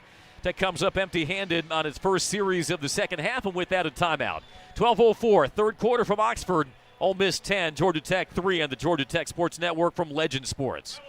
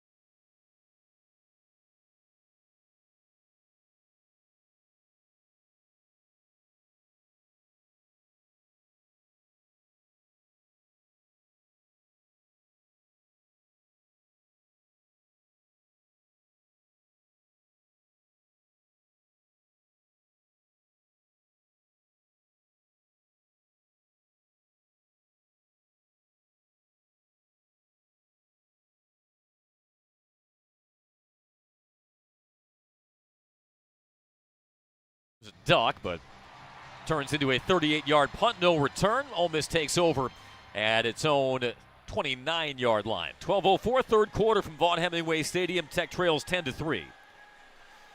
And now we'll be able to see some adjustments from either Andrew Thacker about stopping Jackson Dart in the run game, the quarterback design runs, or if Coach Lane Kiffin wants to, let Jackson Dart throw the ball downfield a little bit more or have him air it out a little bit more. So whether he want to attack the corners for the Yellow Jackets, which they have been doing a very, very good job on the outside, or does he want to continue the quarterback run and trying to run and establish his running game against the Yellow Jackets? They are not playing, at least to this point, at the hyper speed that we so often see Ole Miss. They tied for the nation's lead last year in seconds between plays. They're snapping it off an average of once every 21.9 seconds, but they have been much more deliberate than even these fans at Vaught-Hemingway Stadium are accustomed to seeing. And I think that's a credit to Andrew Thacker mixing up the defenses, mixing up the calls on the back end, disguising, and not confusing, but giving the quarterback a little bit more things to think about. Well, they begin this drive out of the pistol. with Quinshon Judkins camouflage behind Dart. A tight end and a receiver to his right. Dart just 4 of 12 passing in that first half. Swivels and fakes the handoff. He steps out of the pocket, now flips it ahead and completes it at the 35, stumbling past the 40. Judkins, 45-50, ankle tackled inside Tech territory at the 47-yard line. Just a shovel pass at the very last moment as that pocket was caving in on him. And able to leak out, catch it, and dash upfield was Judkins for a first down. And a Georgia Tech Yellow Jacket is down. I believe it was the man who made that ankle tackle on Judkins. And sometimes you have to give credit to your opponent.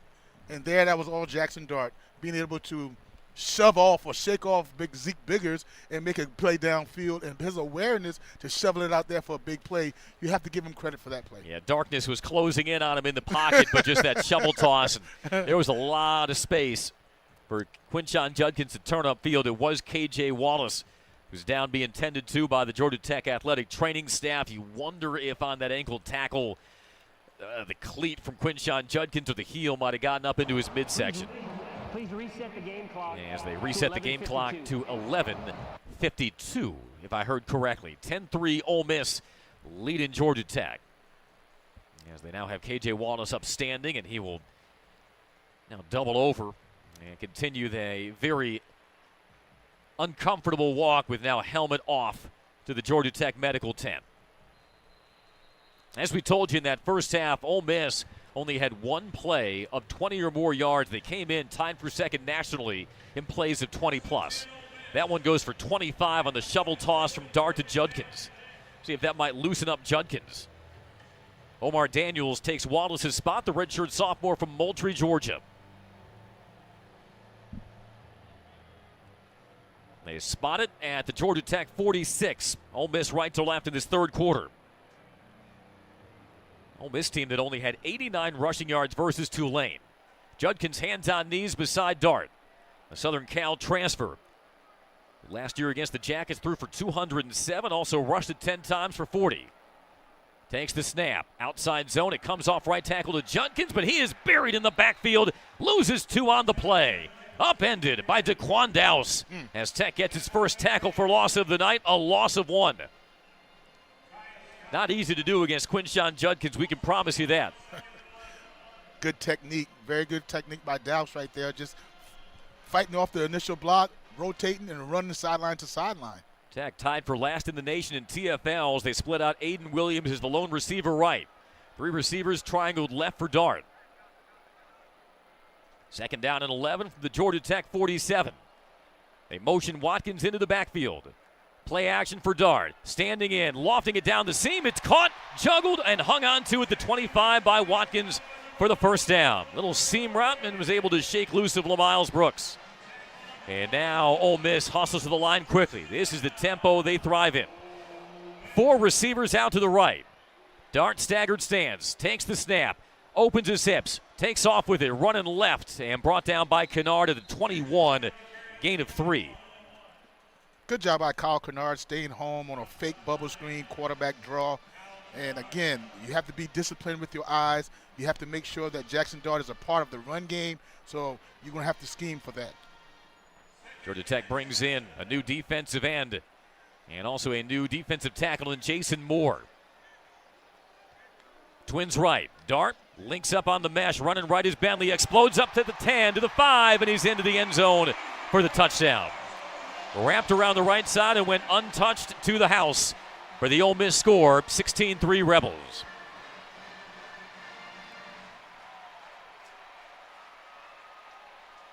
Balance. 3 runs, 3 passes, play action, outside zone, inside zone. So that was a very good play calling by Lane Kiffin on that drive. First touchdown of the season for the senior from Houston. We had a pair of rushing scores against the Yellow Jackets last year. And the extra point is on its way and booted up good.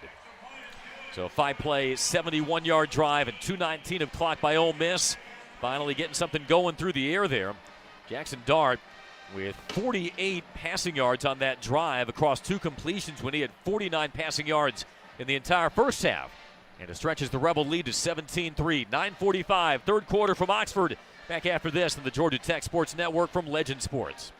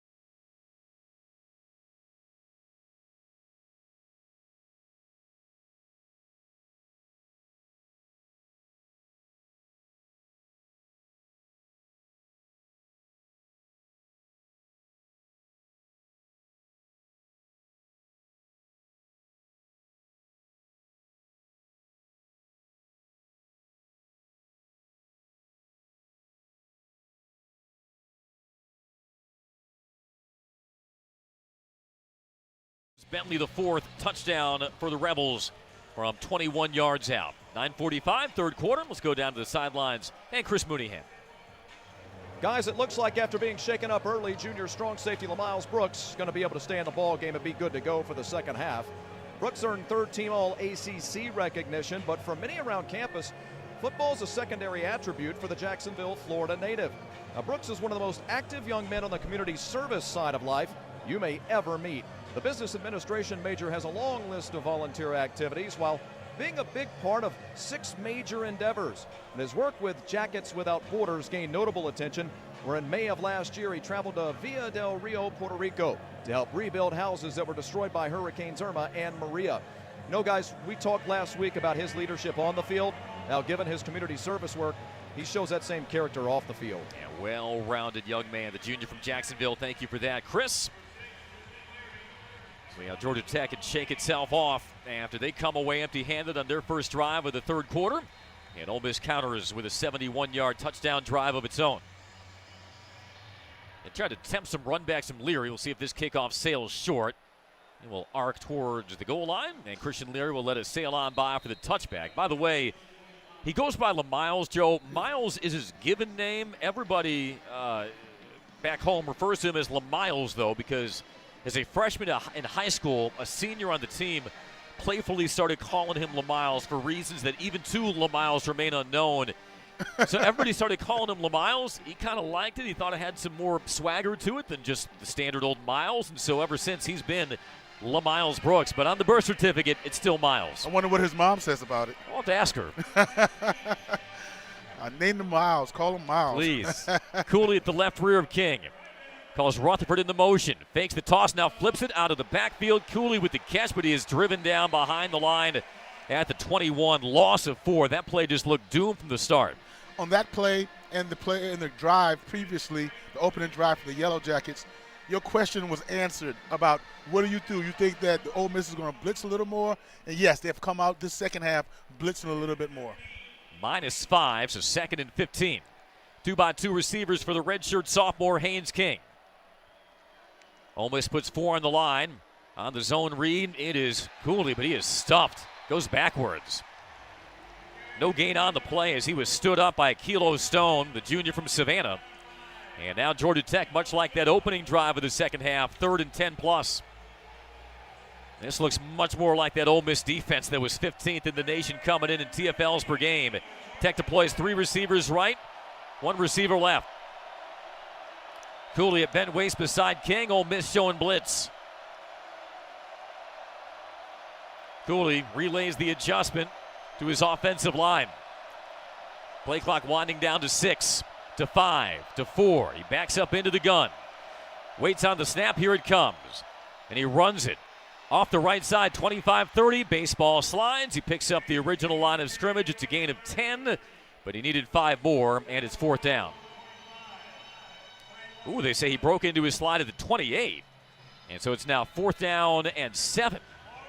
And Georgia Tech, through clenched teeth, will bring the punting unit on.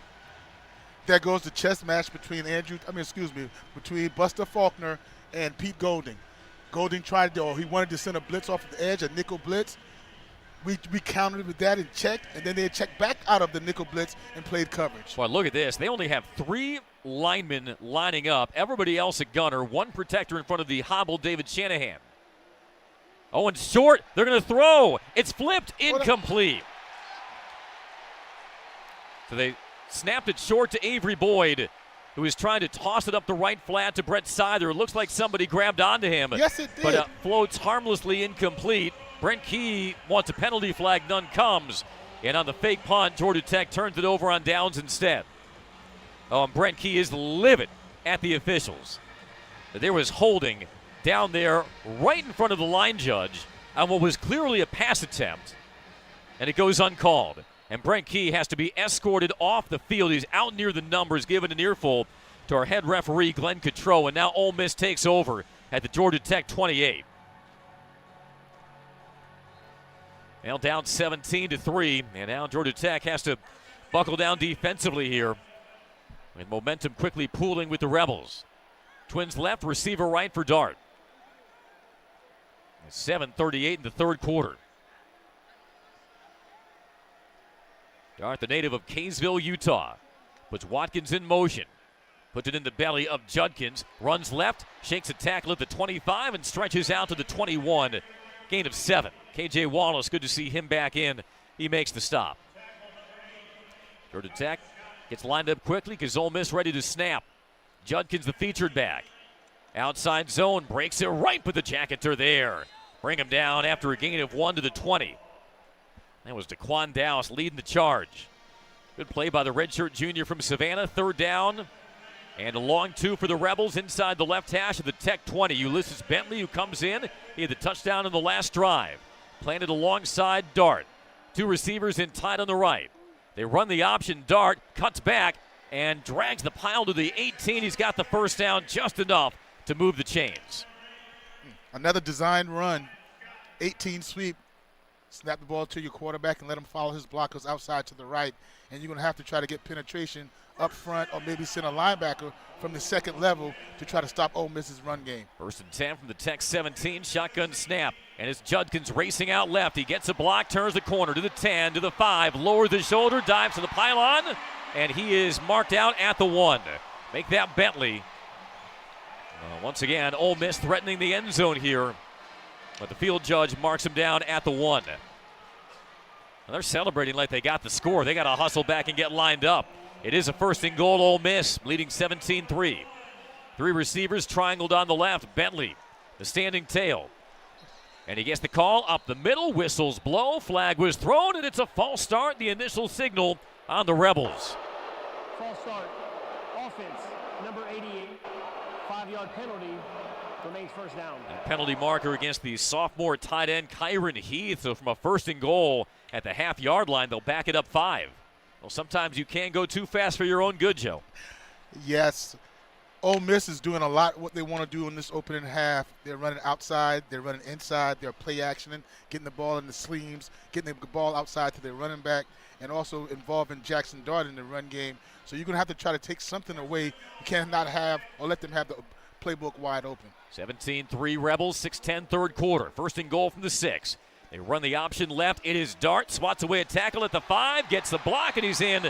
Touchdown. So he cradled and called his own number and was able to weave and dodge between Jackets for the score. His 2nd rushing touchdown of the night. And once again, special teams and Ole Miss taking advantage to stretch the lead to 23-3. When you snap the ball to the quarterback and have a design run like a sweep or a toss, you get an extra blocker in the run game, and that's exactly what happened in that play. Well, Jackson Dart had no rushing touchdowns and only 77 rushing yards on the season. As the extra point is booted up and good by Davis. That gives the junior 11 carries, 130 rushing yards. 68 came on one play, but still 130's 130. And now a 2nd score to make it 24-3, Ole Miss on top. We'll take a timeout on the Georgia Tech Sports Network from Legend Sports.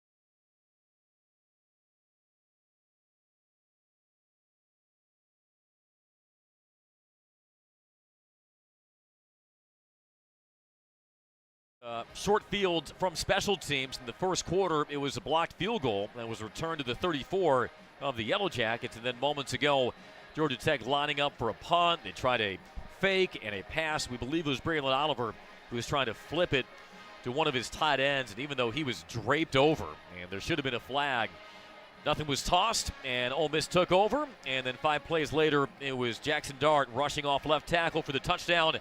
And with the extra point to follow, now 24-3 Ole Miss over the Jackets. This is unfolding very similarly to last Saturday when Ole Miss went to number 24 Tulane. They were down at halftime, but they outscored the Green Wave 27-3 in the second half. Now, Georgia Tech's 2 drives, second half, Joe. The very first play from scrimmage was negative yardage. That's going to set you behind schedule and make it very onerous every time Georgia Tech has to get out of its own way. And against a Pete Golding defense, you don't want negative plays because he can do so many things on 3rd and long and in 2nd and long. Coach Key, you don't want to be down 24-3. Nobody wants to be down 24-3. But this is an opportunity for you to learn about your young team 3 games into the season. Will guys fold the tent, or will they go out there and try to get better and execute? Because sometimes on the road like this, it's easy for you to not give the effort that we've been seeing the first 2 games. So I think that's going to be emphasized by the coaching staff on both sides of the ball. We don't want to see any quit in anybody. Tech has been outgained 104-14 in the third quarter. Ball nestles on the tee for the kickoff specialist Davis. Leary hands on hips, waiting the return to our left as he watches this soar short toward the far side. Fielded at the 6 by an up man, and he'll take it out. Believe that's Haynes. As he bounces out left at the 20 and ridden out of bounds at the 23. Saw a nice return on a short kickoff last Saturday by Jamal Haynes. Leads the Yellow Jackets with 14 carries, 51 yards. We'll see what Georgia Tech can do to build some momentum offensively. It was Avery Boyd, so I think we were correct the first time, Joe, who attempted that doomed fake punt pass. All right, so back come the Yellow Jackets trotting out from the far sideline, left to right in this third quarter as we see it and you hear it. Trey Cooley is the standing tail for King. He shifts Leary into the slot left. A much more aggressive Ole Miss defensive line. They give it on the pop pass to Leary. Swinging out right with a stutter step to the 25 and brought out of bounds at the 25. Give him 3. Chaperoned out of bounds. One of the Rebels DBs, DeMarco Williams, who prepped at Westlake High, former high school teammate with Clayton Powell-Lee. Cooley stays in, cinches up the gloves at the right hip of King. He takes the carry, wriggles out of an ankle tackle as he breaks left, but no gain on the play. Cannot get to that second level, and it'll be a 3rd down and 5. You don't want to necessarily take a deep shot on this particular play, but the way the Ole Miss Rebels are playing defense now, you're going to have to try to back those guys up. Cornerbacks are playing tight. Safeties are playing tight. Do you take a deep shot over the top with a post or a go route? Now Haynes King has 2 receivers who is left and right. Haynes the back, short drop, turns right, throws for the sideline, caught Singleton. He breaks back in at the 35, and he's got the first down on a gain of 12. First time, Haynes King targets the freshman Eric Singleton Jr. It gives him a first down. That play was completed partly because Eric Singleton can run so fast that he threatened the deep ball and just broke his route off a little short, and it was good timing. Jackets motion into a pistol. Fly sweep motion by Singleton. They keep it off the left side for Cooley. Spins past the 40. Make it Haynes to the 41 and a gain of 6. Now you're back on schedule. Now you're talking about 2nd and short. So that playbook opens way up now for Coach Buster Faulkner to be able to call a lot of different things. Oh, and Jordan Williams is down and writhing there at the end of the play. Georgia Tech starting right tackle in a heap of hurt there. And the athletic trainers for Georgia Tech rushed onto the field for the native of Gainesville, Georgia. It stops play with 4:37 in the third quarter, 24-3 Ole Miss. I think Jordan tried to get up, but was just in too much pain and now lying on his back. It's very important offensively to hurry up a little bit, but don't be rushed. Don't try to force yourself into make mistakes that's not there or make throws or runs that's not there. You have some time left in this ball game, but you have to score 7 before you can get to 21. As John Wooden would say, be quick, but don't hurry. Yes.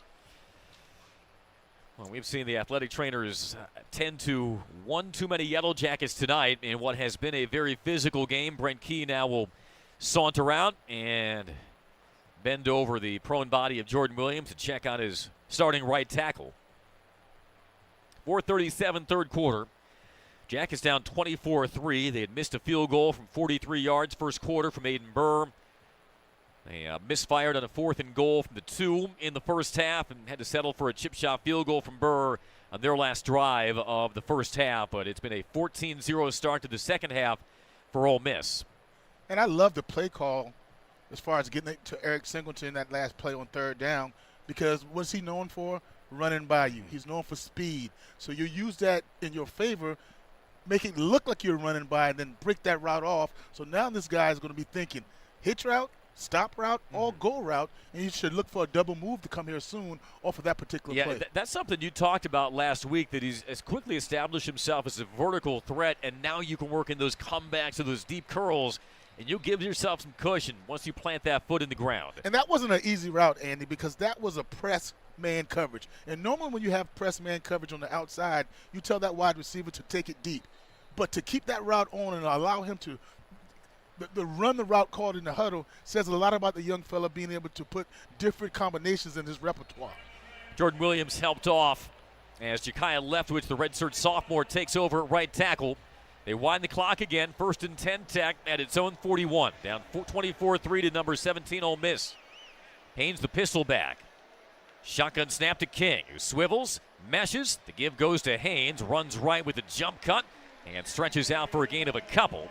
That was second down, beg your pardon. So now 3rd down and 2 as they bring him down at the 43. J.J. Pegues, the senior from Oxford, with the tackle. Leary comes out. They swap him out, bring in an extra tight end and Brett Seither. He joins Luke Benson as the tight end tandem in front of this 3rd and 2 from the Tech 43. Inside of 4 minutes, third quarter, Tech trailing 24-3. Might be 2-down territory given where this game is. Receivers line up tight to the formation. Both tight ends bracket the line. King from the pistol takes, bootlegs to his right, has a man deep. He cranks it deep down the left side, has Singleton wide open, makes the catch at the 5 of the Rebels. Falling down, the deep shot pays off, and the speed to burn from Eric Singleton makes it a 1st and goal. And that's what speed does. Speed does that, and Haynes King will get better of knowing that you can't take 3 or 4 hitches and still match the speed of Eric Singleton when he goes deep. So 1st and goal from the Rebel 5. Haynes behind King. Claps and gets it. Pulls the hand up, tries to break off left. He shakes one tackle. Strung out, though, and shoved hard out of bounds. Even with the line of scrimmage, no gain on the play. Isheem Young, the Iowa State transfer at safety, who was the 2nd leading returning tackler for the Rebels, put some oomph into that shove of the lower back of King. Makes it 2nd down and goal from the 8. 2:45, third quarter, 24-3. Georgia Tech trails. There's no doubt this is 4-down territory. Oh, no doubt. Yes, indeed. Singleton split tight left. Blaylock split along the numbers right. Haynes tucked behind King. Here's the snap. And the give off left tackle. Haynes turns the corner to the 5, weaving towards the pylon. He stretches for the pylon. Does he get in? Yes, he does. Arms to the sky. Touchdown, Jackets. Haynes King with a handoff to Jamal Haynes and put 6 on the board for the Jackets. Got a great block down there, sealing the edge from Brett Seither. Crowd gasping, they want a review. As the extra point unit is on, Aiden Burr awaiting the snap back and the hold from Shanahan. Jamal Haynes with his 2nd rushing touchdown of the season. And now they will blow the wind. There is a Rebel down there. And very late decided to crumple down. The ruling on the field is a touchdown. The previous play. Now you wonder if they were going to get buzzed upstairs regardless, or if only because of that injury. And look at that, he's fresh as a daisy now walking off. If that injury caused them to litigate for a review. Regardless, as it stands now, 24-9 Ole Miss with 2:21 remaining in the third quarter. So they will review this here. For now, an 8-yard touchdown run by Jamal Haynes. We slow things down. High wiring. And it looks like before he could extend the football, maybe part of his white cleat made contact with the white paint. Hard to tell, but we know the call on the field was a touchdown. Would you call that gamesmanship by the offensive defensive staff, the head coach Lane Kiffin, to tell one of his players to go down? Possibly. Here's a short review. After video review, the runner was out of bounds at the 1-yard line. Yeah. It will be 3rd and goal from the 1-yard line. All right, so take the touchdown off the board, 3rd down and 1. It did look like there was part of Jamal Haynes' left foot that cleaved the sideline. It was the correct call. Yep. That's why it was a quick review. How did we get to that review? Yeah. Nah. Well, still Georgia Tech with work to do, down 24-3 as they jog back onto the field. Ball rests on the left hash. King with Haynes. Heavy left for the Jackets. 2 receivers right. Fly sweep motion by Blaylock. Handoff, and Haynes. No, it is King as they bite on the fake. Turns off the right side and coasts into the end zone for the touchdown. Haynes King being A mime. yes, a magician with the football. He had me faked out totally. Well, I thought he fumbled the ball at first. He had all 11 Navy jerseys deked out as he pulled that out of the belly of Jamal Haynes and was able to cruise in off the right side for the score. Now it's 24-9, 2:07 in the 3rd quarter. Burr set for the extra point, swings his right leg through it, and it is good. 8 plays, 70-yard drive. Now Jamal Haynes thought he had a touchdown. Turns out we were half right. There was a Haynes who got in the end zone, but it was the quarterback, Haynes King. So now 24-10, great response by the Yellow Jackets with 2:07 remaining 3rd quarter. Was that a zone read all the way for Haynes King, or was that predetermined that he was going to pull it based on your first impression of that? Predetermined that he was going to pull it. Okay. And the last 2 plays that we saw was a fake to the jet sweep motion and a handoff to Cooley. The next play, you had another fake jet sweep, but now you faked the inside zone read and you designed the keep from Haynes King, and that's why it was so wide open. Goes as a 9-play, 78-yard drive. Took up 3:47 of clock. And for Haynes King, who has 7 passing touchdowns this season, you can now add a rushing touchdown to his tally.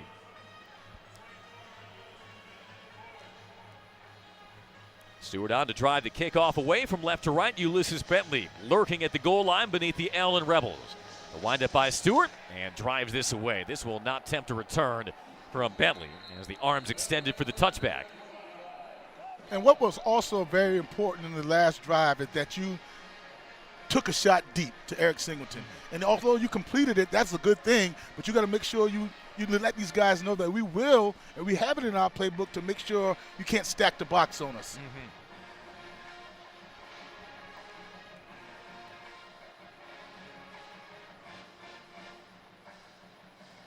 There's a 51-yard completion officially from Haynes King to Eric Singleton to set up that goal-to-go situation.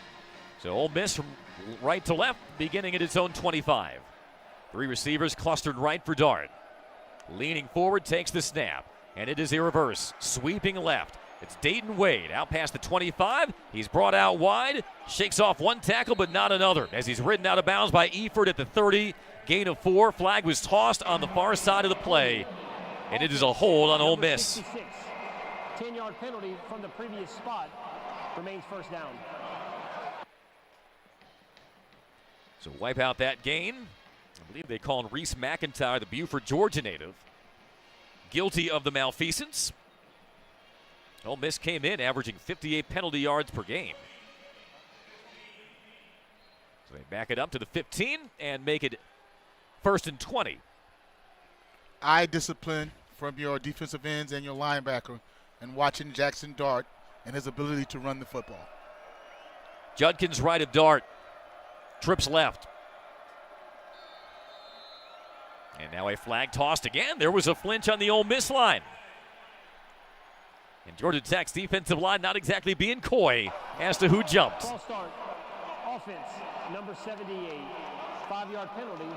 Remains 1st down. Jeremy James, who prepped at North Forsyth High, making his 39th consecutive start, but Not clean football there, so make it 1st and 25. Back at the 10, 1:30 and counting, third quarter. They motion the tight end Heath across the formation. Twins each way for Dart. Takes the snap chest high. Pulls it out of the belly of Judkins. He's flushed out of the pocket, trying to scramble away, but sacked instead. Brought down at the 9. Kyle Kennard and Daquan Dowse. Give him a half apiece, and Tech has its first sack of the season.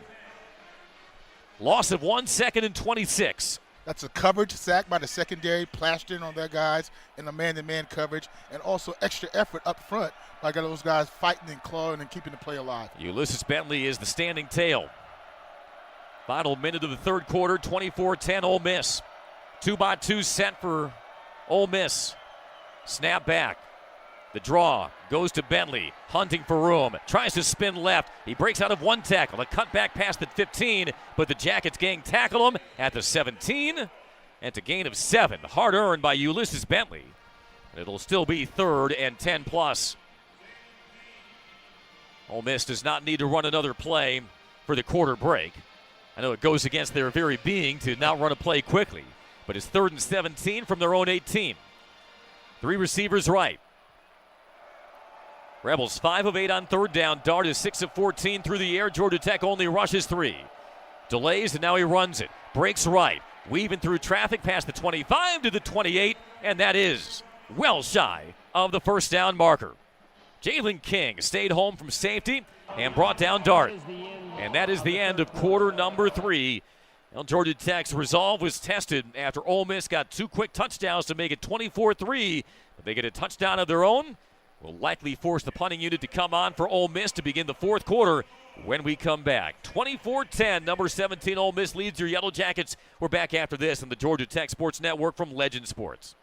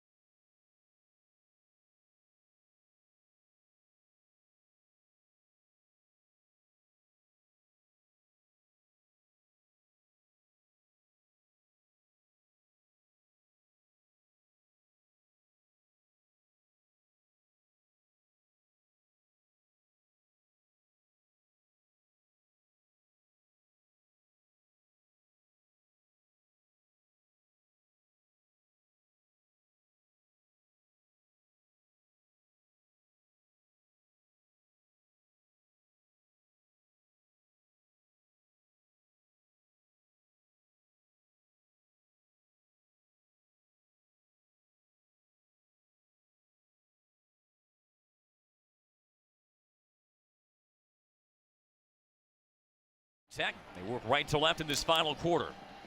First ever visit to Vaught-Hemingway Stadium for the Yellow Jackets.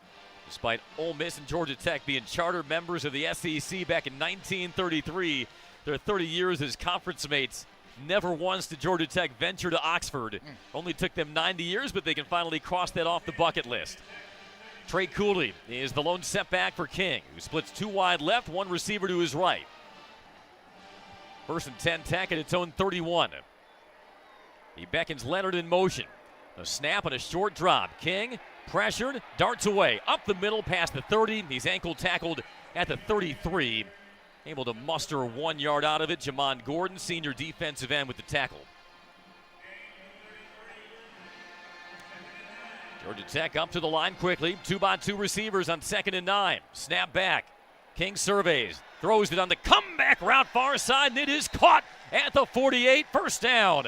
Eric Singleton sliding down low in front of him to put the hands on it and get the first down. Gain of 14 for the freshman. It's a good job by King, hanging in there to the last second and to be able to deliver that comeback route to Eric Singleton. Two receivers each way, takes and retreats, throws the out, caught right side. Cooley to the 45 of the Rebels and twisted down after a gain of 7. They'll mark him down at the 42, so in fact 9 yards out of the backfield by the junior Trey Cooley. Poised by Haynes King in the pocket. Second straight play that Pete Golding, defensive coordinator for the Rebels, sent a corner blitz and a nickel blitz, and Haynes knew exactly where to go with the football. Yep, beat the blitz as Georgia Tech winds down the tempo a bit in front of a 2nd and 1 at the Rebel 43. Minute and a half gone by, fourth quarter, Tech trailing 24-10. Cooley, who had 93 rushing yards against South Carolina State, second most of his career at the right rear of King. And he gets the call, breaks out left. He's got a whole 35, riding a Rebel with him to the 31-yard line. First down and a gain of 17 for Trey Cooley. A lot of people are not going to recognize this, but I recognized it. Haynes King took two defenders with him on his play action, on his fake, because he went out of the end thinking he had the ball, like on a touchdown run. And when you can block two guys without even touching them, that's a good play. Puts his left hand out, checks for the adjustment from the Tech sideline. 2 minutes gone by, fourth quarter. First and 10 Tech at the Ole Miss 31, down 24-10. Cooley the standing tail.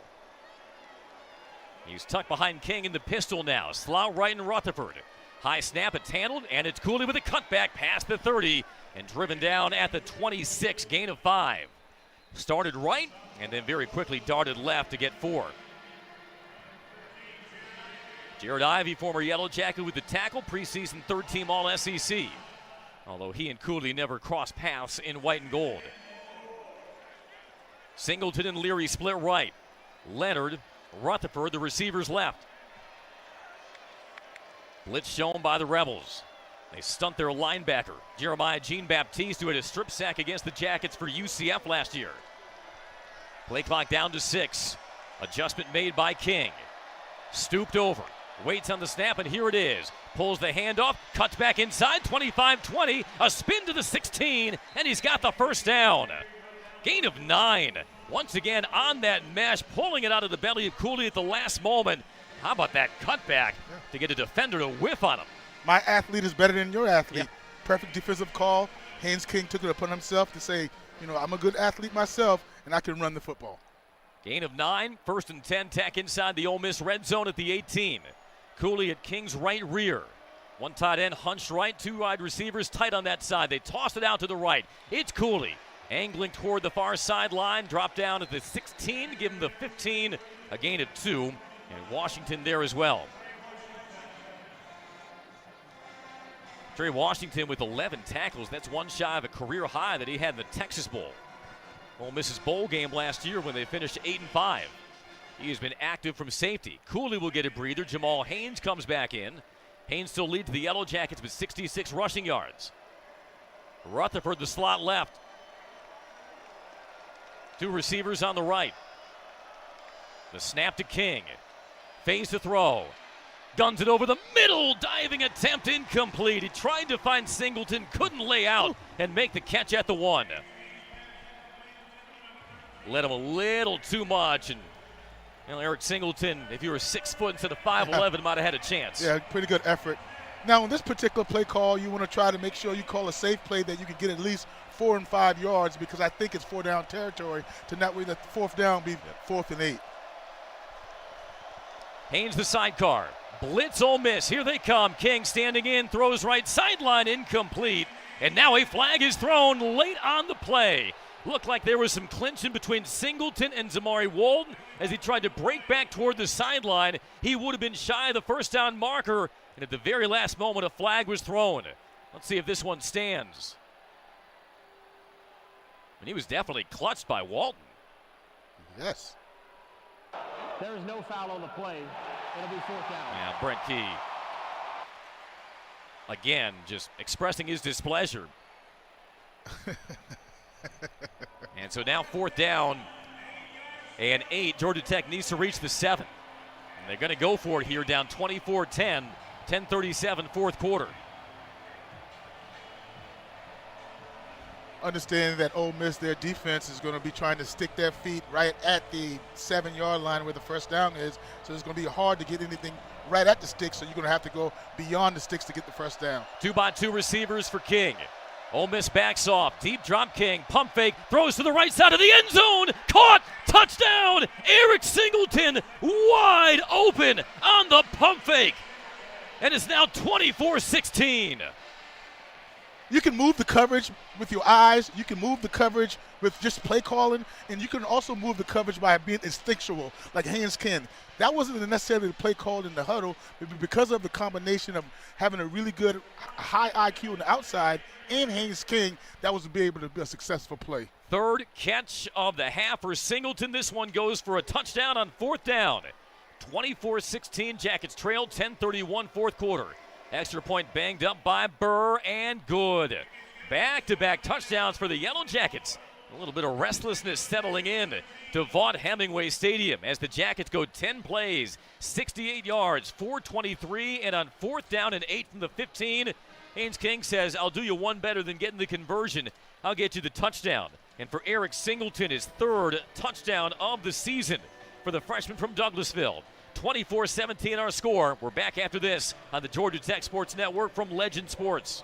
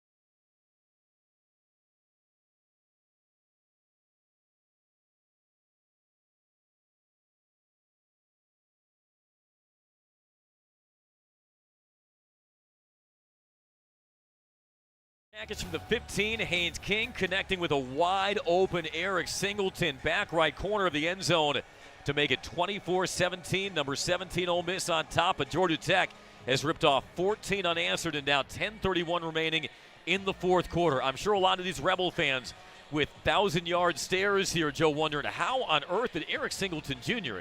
get so wide open on a 4th and 8 pass? He got wide open because we've seen a post route, we've seen a go route, we've seen a stop route from Eric Singleton. We've seen different combination of routes for him, and now, again, he ran a hitch there right at the sticks.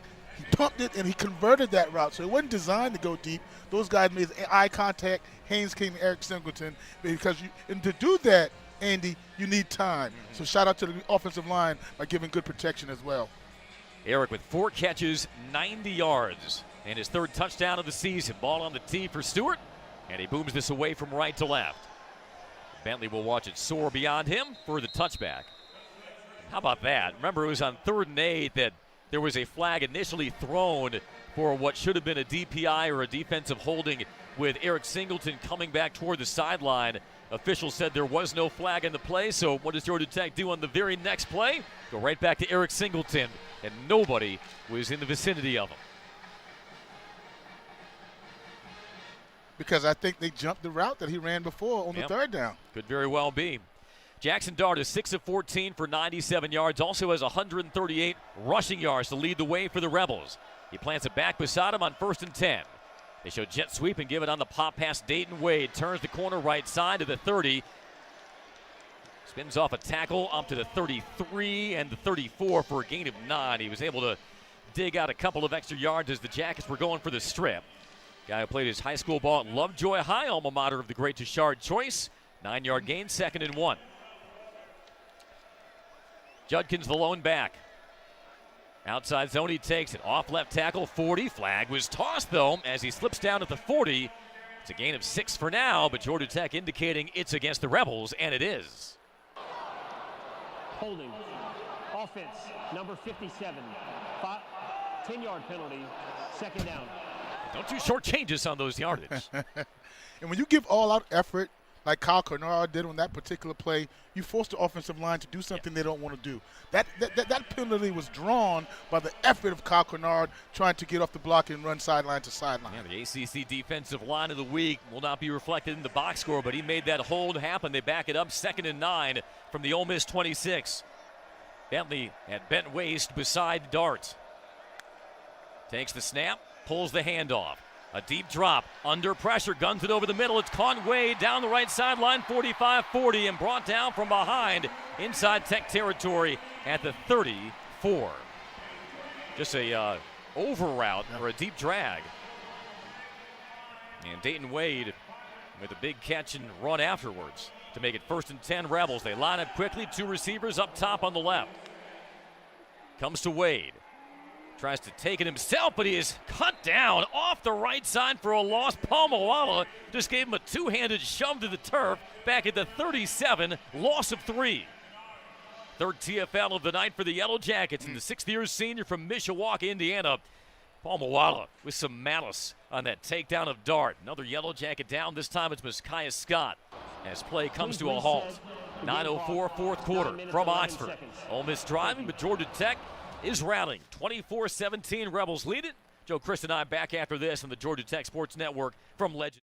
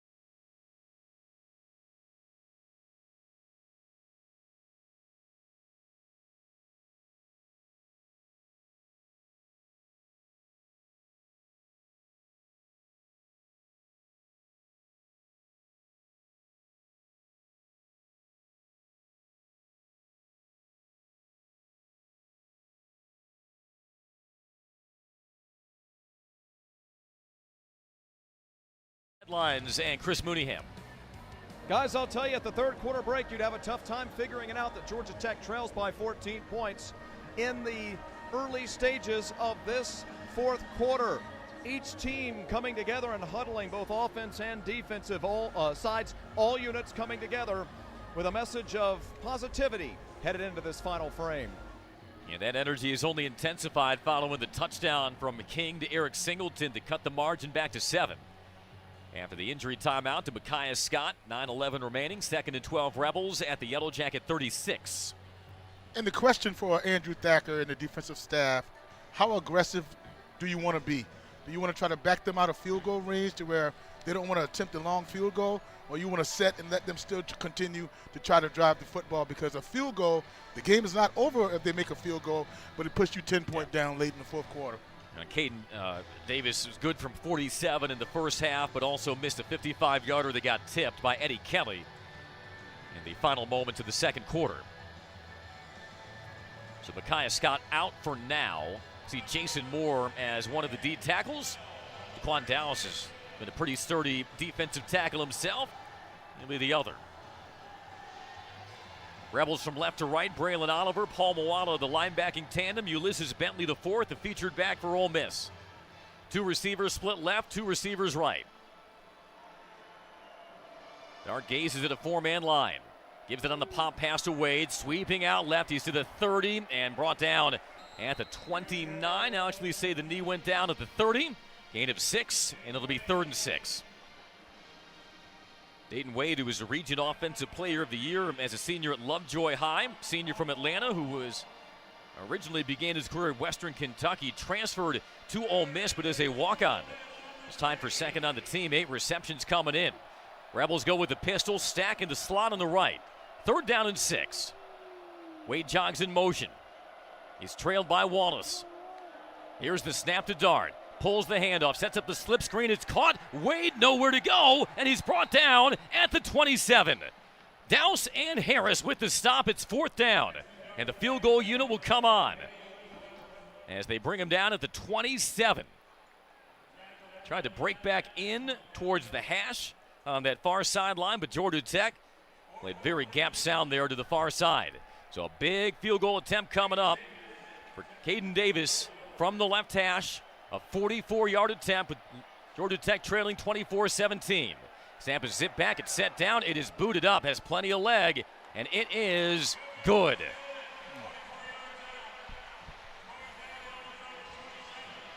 That was a boomer. And it got inside that left upright to make it 27-17 with 7:45 remaining. Hard to believe that guy was 1 of 4 in his field goal attempts in 3 seasons at Texas A&M. And the task now a 2-possession one for Georgia Tech. With 7:45 remaining in the fourth quarter, we're back after this on the Georgia Tech Sports Network from Legend Sports.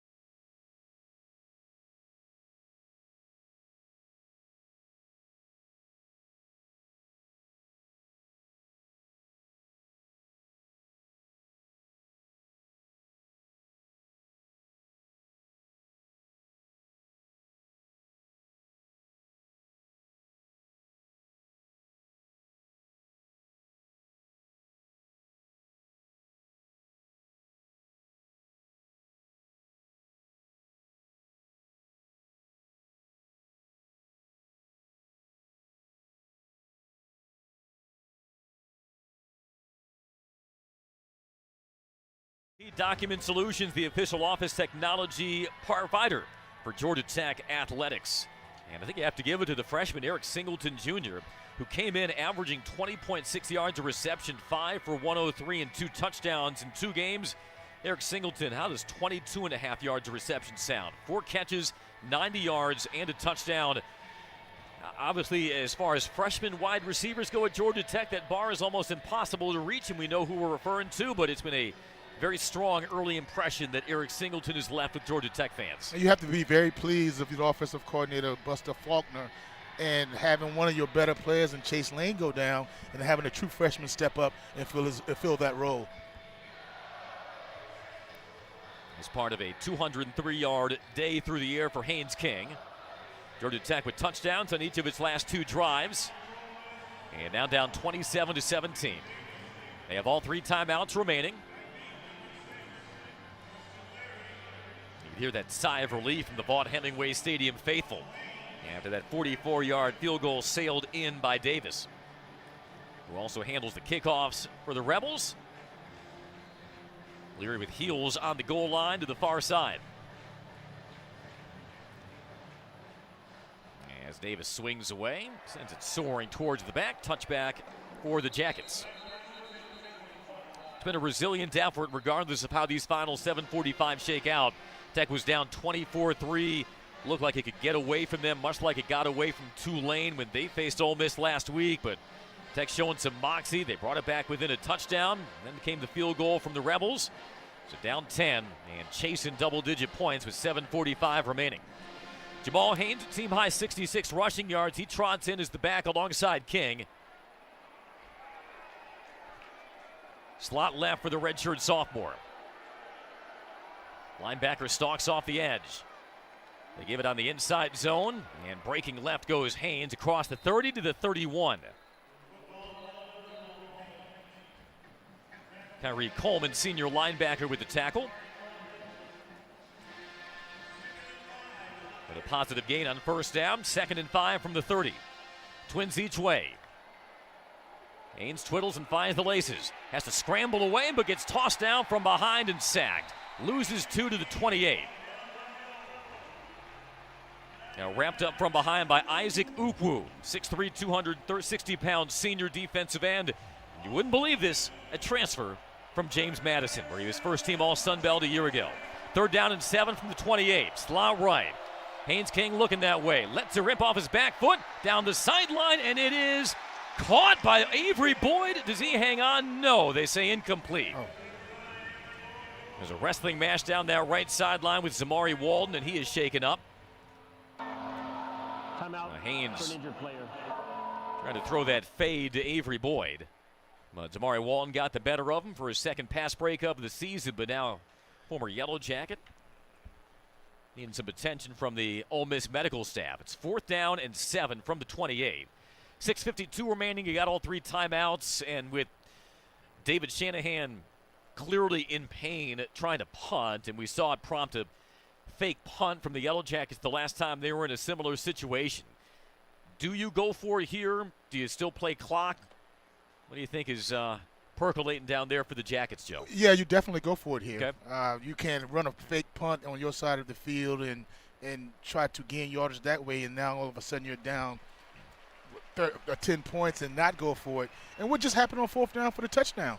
You got a big 4th down play, so trust your guys to try to make a play, and then hopefully your defense can hold. If you don't get it, your defense can hold Ole Miss to just 3 points. Well, it looks like Joshua Taylor will come in now to punt, not David Shanahan, the true freshman from Sharpsburg, Georgia.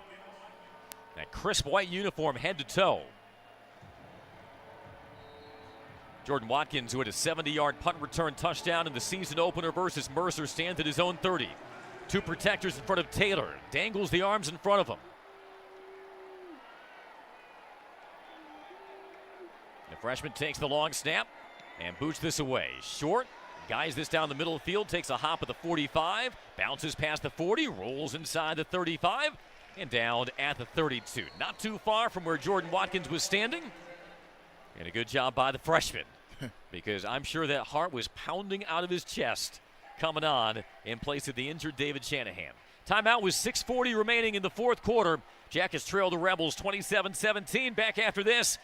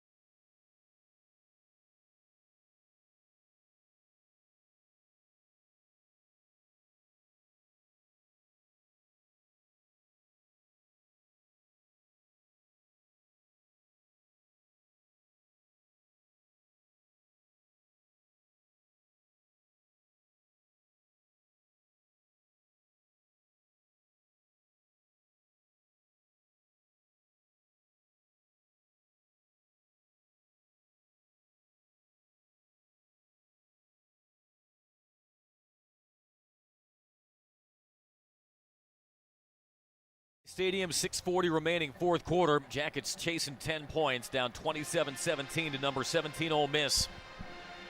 And what has been a game effort by the Yellow Jackets. They trailed 10-3 at halftime. Ole Miss consecutive scores to stretch the lead to 24-3. Georgia Tech responded with 14 unanswered of its own before the Ole Miss 44-yard field goal. And following the 3-and-out, Georgia Tech back on defense. They have all 3 timeouts. We know the range of Caden Davis is among the better that we may see from a place kicker this year. Now it's up to that Georgia Tech defense to try to get that ball back. On a night where, it's not been perfect, but it has been a gutsy defensive effort, I would say, Joe, by the Jackets. Yes, and from a player's perspective, you don't want to try to be a hero. You don't want to try to do somebody else's job.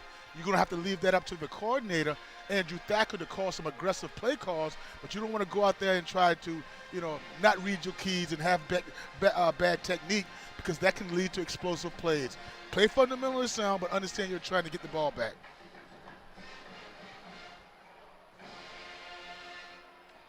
Back comes Jackson Dart. Spent 1 year at Southern Cal before he hit the portal to the SIP. With that white towel tucked behind his hip as Judkins beside him. Motion toward the formation as he pivots and gives it on the outside zone. Judkins trying to tiptoe through traffic. The Jackets drag him backwards. Loss of a half yard on the play. Zeke Biggs just grabbed him and tossed him backwards. Tatum was also there. He came up with the football, but it came out after Judkins went down. He's gutting it out himself tonight with some bruised ribs. He comes out. Bentley comes in. Bentley had the rushing touchdown in the third quarter. At the right hip of Dart. 3 receivers clustered in tight.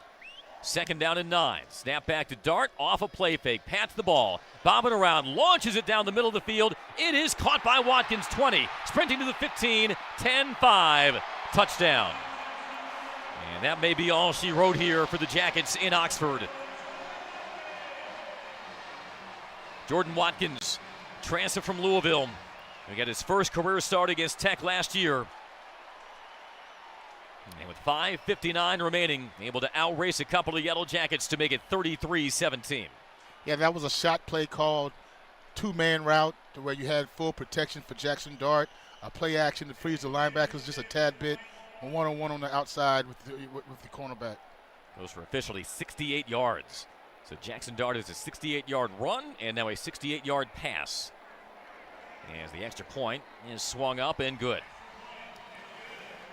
Ole Miss was playing without Trey Harris, its senior slot receiver, and so certainly some more thrust upon these other wide receivers. Jordan Watkins actually led Ole Miss in receptions coming in, averaged 85.5 yards receiving per game. He'd been somewhat kept in check, did have 3 catches, but that one able to break loose and beat the Jackets downfield for 68 yards in the score to make it 34-17.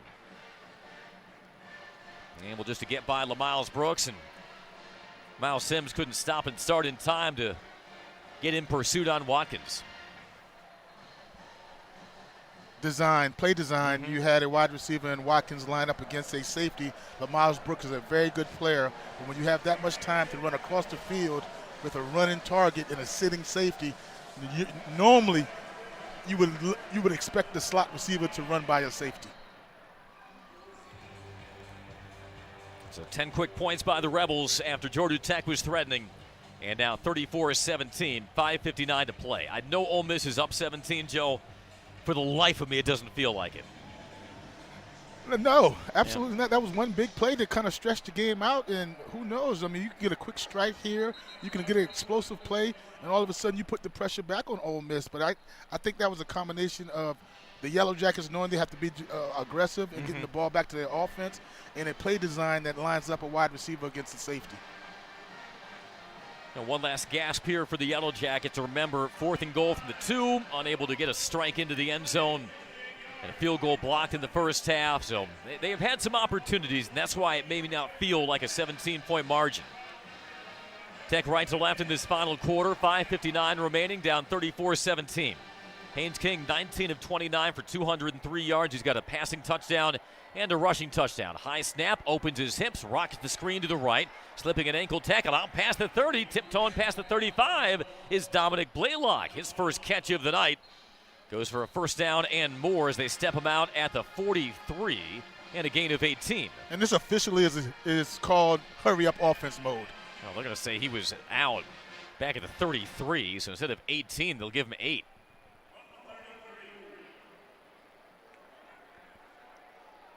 So take 10 yards off that catch after the run by the junior. And 2nd down and 2 for Tech. 2 receivers right, 1 left. Unbalanced line to the right for King. They fake the corner blitz and give it to Haynes, but he is plugged up trying to run behind left guard. No gain on the play. Make that Cooley, but he was devoured and stood up in his tracks by Ivy. Now 3rd and 2. Picking up the pace a little bit, Still not too rushed, but you want to just pick up the pace. Leary and Blaylock split left. Pair of receivers right. Cooley at the right rear of King. He gets the call, and he is tackled in the backfield. No, it's King trying to break off right tackle, but he is stopped at the line. No gain. So now 4th and 2, consecutive carries that go for no yards. And Georgia Tech, with 4:38 and ticking, keeps the offense on. Down 34-17. They're 1 of 3 on 4th down tonight. Cooley hunched alongside King. He's got 2 receivers to his left. He goes to the air. Trying to find him on the wheel route. He turns upfield himself, 35, and he's got the 1st down. They will say, oh, do you tell me he's a half-yard shy? No, they call 1st and 10. Yellow Jackets on the stretch, but they will say a turnover on downs instead. They'll mark him down a half-yard shy. I have mixed feelings about that play from Haynes King. You're a starting quarterback. We don't want to lose you for the entire season. We don't want to put you in harm's way. But 4th and game, you got to put your head down. You got to try to go for that extra yard. Well, and I think he was trying to battering ram his way through, but he had 2 Ole Miss Rebels he was trying to fight off, and that made it tough. That's fair. That's fair. He was trying to wriggle his way and try to fall backwards and get what he can to stretch, but had that ball tucked in too tight. So just unfortunate for Haynes. And back come the Rebels. 1st and 10 at the Georgia Tech 34. 4:21 remaining.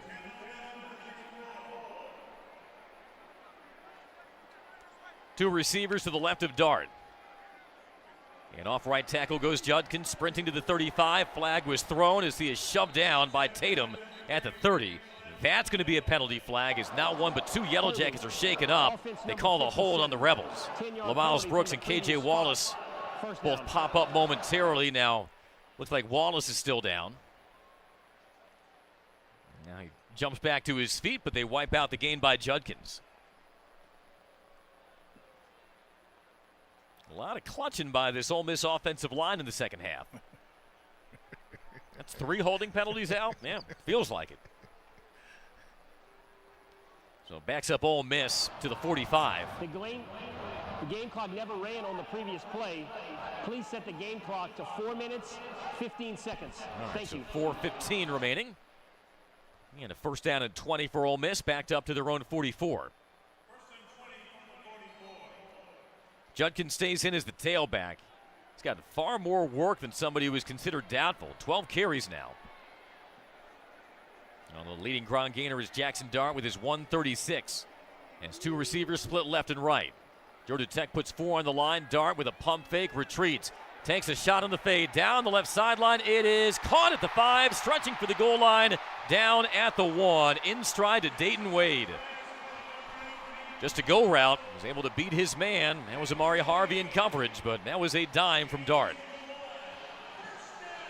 Oh, man, Lane Kiffin. My goodness, a double move, up 17 points in the 4th quarter. Yeah, would you expect Gutsy. anything different? No, I would not. Handoff Judkins, angles left, slams across the goal line. Does he get in?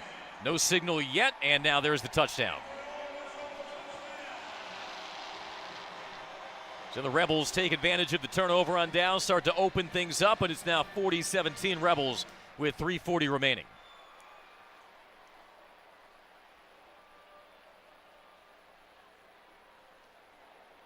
As the Yellow Jackets have started to lose the plot, unfortunately, in this 4th quarter. It was once 24-17, and now 23 and potentially 24 unanswered by Ole Miss. One-on-one coverage. You did sell out as a defense, but it's hard to hold a guy that long that's running a double move. And that's where that lack of pass rush starting to hurt the Yellow Jackets. Extra point is good. Now 41-17 Rebels. 3:40 to go, and we will keep it here. And you're totally right about the pass rush coming into play. But when you draw up a play that's a double move and you only have 2 men going out in the route, that means you have a lot of guys for protection, and it's hard to get through all those guys when somebody's running the route downfield. So good design again, good protection for Jackson Dart, and you can't ask a cornerback to cover that long on a double move. There were some big plays sprinkled in, but Jackson Dart only had 49 passing yards shown in the first half. He has 202 through the air in the second half, 10 of 18. And so averaging 25 yards of completion right now. So 41-17, Georgia Tech trails, 3:40 remaining. Can't lose the fight if you're the Yellow Jackets. Right. Had some opportunities in the first 3 quarters, and like we said, it was a 1-touchdown game after that Singleton touchdown catch early in the fourth. And you still have an opportunity to end this game the right way. Yeah. By not, looking sloppy. You still don't have a penalty in the football game at all, so make sure those things don't get away from you. Georgia Tech signals for touchback, and they'll take it at the 25.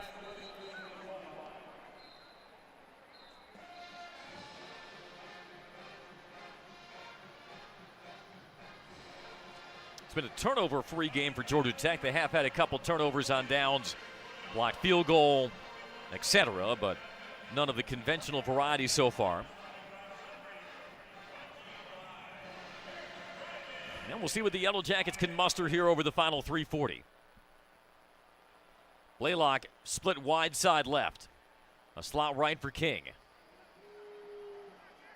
Redshirt sophomore motions out Leonard. Blitz off the edge. He sidearms it incomplete. Trying to set up the screen along the right side to Singleton. But he skipped it at his feet. Couldn't get his feet set with the outside blitz by the linebacker. Had to rush the quick screen and just could not get it out there in time. So 2nd and 10 now from the 25. Haynes King at his right hip. He motions out as King takes a shot down the right sideline, incomplete. Underthrew it, trying to find a streaking Singleton. And it's quickly 3rd and 10. And Haynes, he was a little caught in between. He was caught in between throwing a back shoulder and making him stop and get a 50-50 ball, or letting it go deep for him so Singleton can run under the football. Yeah, it just felt like the way Haynes King underthrew it that he was expecting Eric Singleton to break off his route and make a play on it. So now 3rd down and 10 at the 25. 3:31 remaining, 41-17 Ole Miss. Haynes beside King. Trips left. A-gap blitz. Here come the Rebels as King evacuates the pocket, throws it on the comeback. It is caught by Blaylock. Does he haul it in? Yes, he does. Shy of the first down marker, however, at the 34. 1 yard shy, and it's 4th down and 1. Boy, good improv, though, by Haynes King as he was chased out and was able to throw that to an in-breaking Dominic Blaylock. My goodness, Pete Golding is still sending the house. Up 41-17 late in the fourth quarter. You're sending almost a zero blitz. Yeah. Well, Georgia Tech keeps the offense on in front of this 4th and 1. They will stay from the shotgun. Haynes beside King. They jam in tight. Flag tossed. And there is a false start against the Yellow Jackets. Looked like Dylan Leonard might have fired off early. In which case, this would be the first penalty against the Jackets today. Prior to the penalty, timeout, Georgia Tech. It is their first. It will be 30 seconds. In a penalty-free game, it shall remain for the Yellow Jackets because there were hankies all over the place. 2:53 in the fourth quarter, 41-14 Ole Miss, as you heard, 30-second timeout. Jackets with 380 yards of offense. So they dial up here on 4th down. Just throwing caution to the wind, the score will be what it'll be, yeah. But. And if you Buster Faulkner on this particular play call, you're going to have to anticipate blitz again. All-out blitz, because you can run blitz to stop the run on 4th and 1, or you can blitz with the secondary to stop a short to intermediate pass. Mm-hmm. Well, they come out with Abdul Jannah. One of the rare times we've seen Abdul Jannah come out. He lines up in the slot with Blaylock beyond him on the left. 12 personnel. Pistol with Haynes now shifting to the right hip of King. The clap and the snap. Handoff, bouncing out left is Haynes. He slips, tries to dive, stretches across the 35, and he's got the first down. And will be a first down for Jamal Haynes, who was trying to dash and dart his way, bouncing off the left tackle. He was cut down, but flopped forward and got the one they needed. Clock winds, 2:29 to go. And now timeout Ole Miss, as they were late getting their 11th player on the field. Ole Miss. It is their first. It will be 30 seconds. I'm very impressed with Jamal Haynes. You're moving from wide receiver to running back, and when you look at the stat sheet, he's got 18 carries. That's not normal. I mean, to be the bell cow when Cooley's a little banged up, I continue to be impressed with him. And early on in the game, when he had to stick his head in there on a Mike or a middle linebacker blitz, how he protected Haynes King the way he should. And so he's continuing to earn his playing time and show his teammates that, he will do whatever it takes to make sure he follows his rules and he doesn't try to do too much as a running back. I talked with Buster Faulkner this week, and you heard it on the pregame show.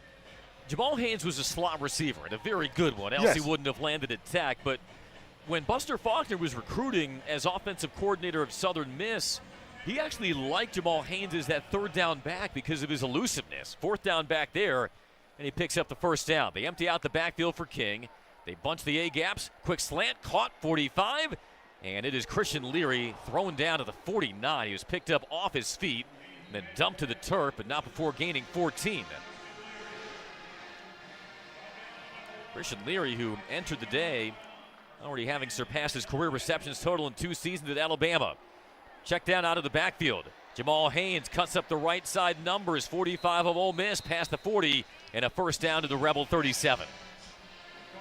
Monty Montgomery, the 7th-year senior from Norcross, with the stop. 1:59 to go, 41-17 Ole Miss. Georgia Tech working quickly. 4 receivers in the formation for King, who drops back 3. Pumps over the middle, caught Leary, crossing left to right at the 20, down to the 15. Christian Leary starting to get loose in the middle of that field. Junior from Orlando, Florida, sets up 1st and 10 at the 14. They put the ball down on the right hash. 2 receivers left, 2 right. Haynes at the right rear of King. Retreats to throw, wants a jump ball right side of the end zone, incomplete. Looks like he sailed that out of the side, trying to find Singleton. Good coverage down that way as well. Makes it 2nd and 10. He went out of bounds as well. Didn't have much of a chance. King, 271 yards, 1 touchdown. Trey Cooley comes in now as the featured back.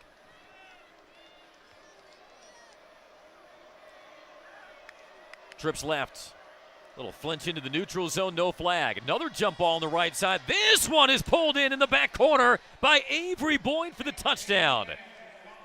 Should be an offside against Ole Miss. They will wave that off, and Avery Boyd gets the touchdown, reaching up and over his cover man. The penalty is declined. Touchdown.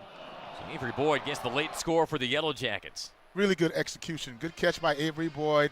And for Haynes King, way to put that ball where your guy can catch it on nobody. And that is the first career touchdown for the junior from Tallahassee. Georgia Tech going for 2, down 41-23 for a very good reason, Joe, and I will leave it at that. 1:34 remaining.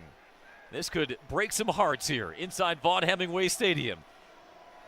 We'll just put it like that, a stack left. Cooley at the left rear of King. He now flexes him out. Takes the snap. Pump fake. Dancing around, tossing back line, incomplete. And it looks like he threw that beyond the back line where neither Seither nor Blaylock could catch it, and it's 41-24. And that's an opportunity when you think about it and you slow the game down a little bit for a quarterback. You don't want to throw that ball out of bounds. Because it's a 2-point conversion, and I know they can return it for 2 points on the other side, but you want to give your guy a chance to make a play. And maybe he just didn't calibrate the throw as well. He was kind of dancing around pressure, and crow hopping around. So 41-23 with 1:34 to play. On a 9-play, 75-yard drive, and tip your cap to Avery Boyd. We've seen Buster Faulkner used some 3 tight end sets, and Avery Boyd kind of that tweener between a big-bodied wide receiver and a tight end. He had a great block on that swing pass touchdown from Trey Cooley on the first play of the second half versus South Carolina State. He blocked his guy not only into the sideline, he blocked his man into Brent Key, and Brent was ecstatic. And now it looks like both Burr and Stewart on for a potential onside kick with 1:34 remaining. Well done for Avery Boyd. Probably will not be in the outcome or the scenario he'd like, but gets his first touchdown as a Yellow Jacket. Will they kick to the left or kick to the right? Both Burr and Stewart drop their arm. They bounce it toward the right side. Takes a hop, fielded at the 50 by Wade. As he flops down, the wide receiver pulls it in. So 1:33 remaining. See how impetuous Ole Miss may be on this final series, or if they'll just take a knee. Well, we know what they should do. But that's Coach Lane Kiffin, like you alluded to early. Yeah. Reminiscing on the SEC coaches teleconference about being on a pontoon boat with Brent Key when they were on staff together at Alabama back in 2016. And they bring in Spencer Sanders, their backup quarterback, who deploys 2 receivers each side.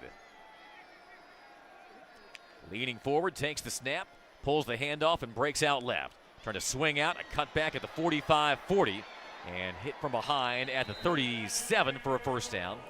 Spencer Sanders, who is 3rd among active FBS quarterbacks in career rushing yards. COVID senior who played 4 years at Oklahoma State and had 41 career starts. Interesting that he would hit the transfer portal for a quarterback competition, and he did not win that against the incumbent Jackson Dart. Getting some late run here with a little more than 1 minute to go.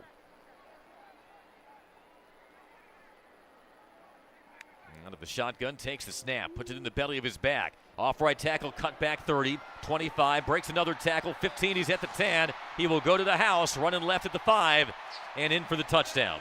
Now just shoddy tackling by the Yellow Jackets. Yeah, and that's what you don't want to see in the last 2 plays to end the game.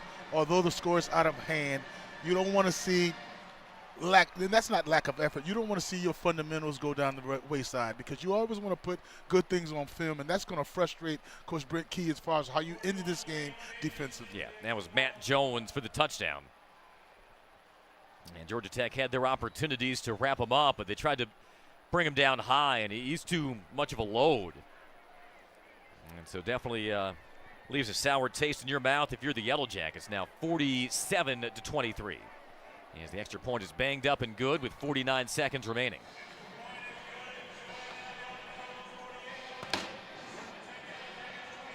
Yeah, 1 point, and hard to feel this way, Joe, but early in the 4th quarter, it was 24-17. Turned into a 24-point 4th quarter for Ole Miss, equaling their total from the first 3, and hard to believe as well, it was just 10-3 at halftime. What we saw is Coach Lane Kiffin change up game plans in the second half. He came out in the first half running the ball with Jackson Dart, trying to establish the run a little bit because they hadn't done that this entire season. In the second half, he went to play action and taking deep shots with max protection up front.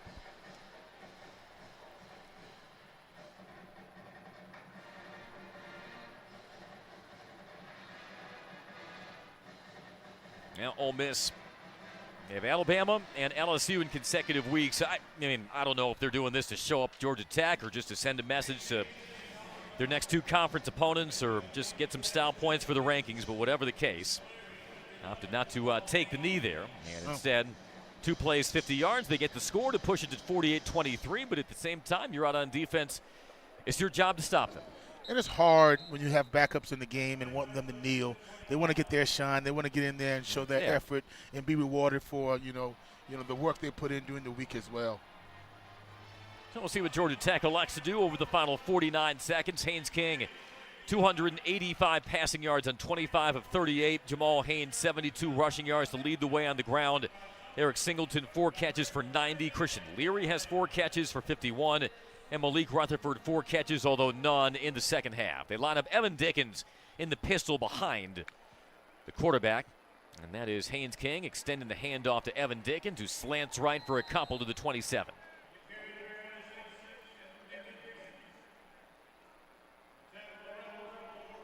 Well, this one got away over the final 10-plus minutes for the Yellow Jackets, but like you said, you don't want to lose the forest from the trees here. Quick step and throw right, and a dart thrown toward the 34 to Eric Singleton, who pushes his way toward the first down marker. His team leading 5th catch. They will mark him down a yard shy at the 34. Out of bounds, so it stops the clock with 23 seconds left. It's okay to be upset by the final result and the score, but you can still take positives out of how you went about your work early on in the game and early on in this quarter. Short throw right, first down and more for Christian Leary. Shrugs off a shoulder high tackle at the 45 up to the 46. So good Christian Leary. 5 catches, which equaled his number through the first 2 games. 16 seconds to go. Georgia Tech lines up quickly, 2-by-2 receivers. King takes it, twiddles and finds the laces. Dumps it underneath to Dickens, who catches at the 49 of the Rebels. Cut down there with 4 seconds, 3, and that will do it. Well, frustrating final score, but Georgia Tech through 3 quarters is right in it with the number 17 team in the nation, but just unable to get the stops defensively when they needed to. You wonder if that Tank Joe started to run on empty, and Georgia Tech falls tonight by a final score of 48-23. Let's pause 10 seconds for station identification. This is Georgia Tech football.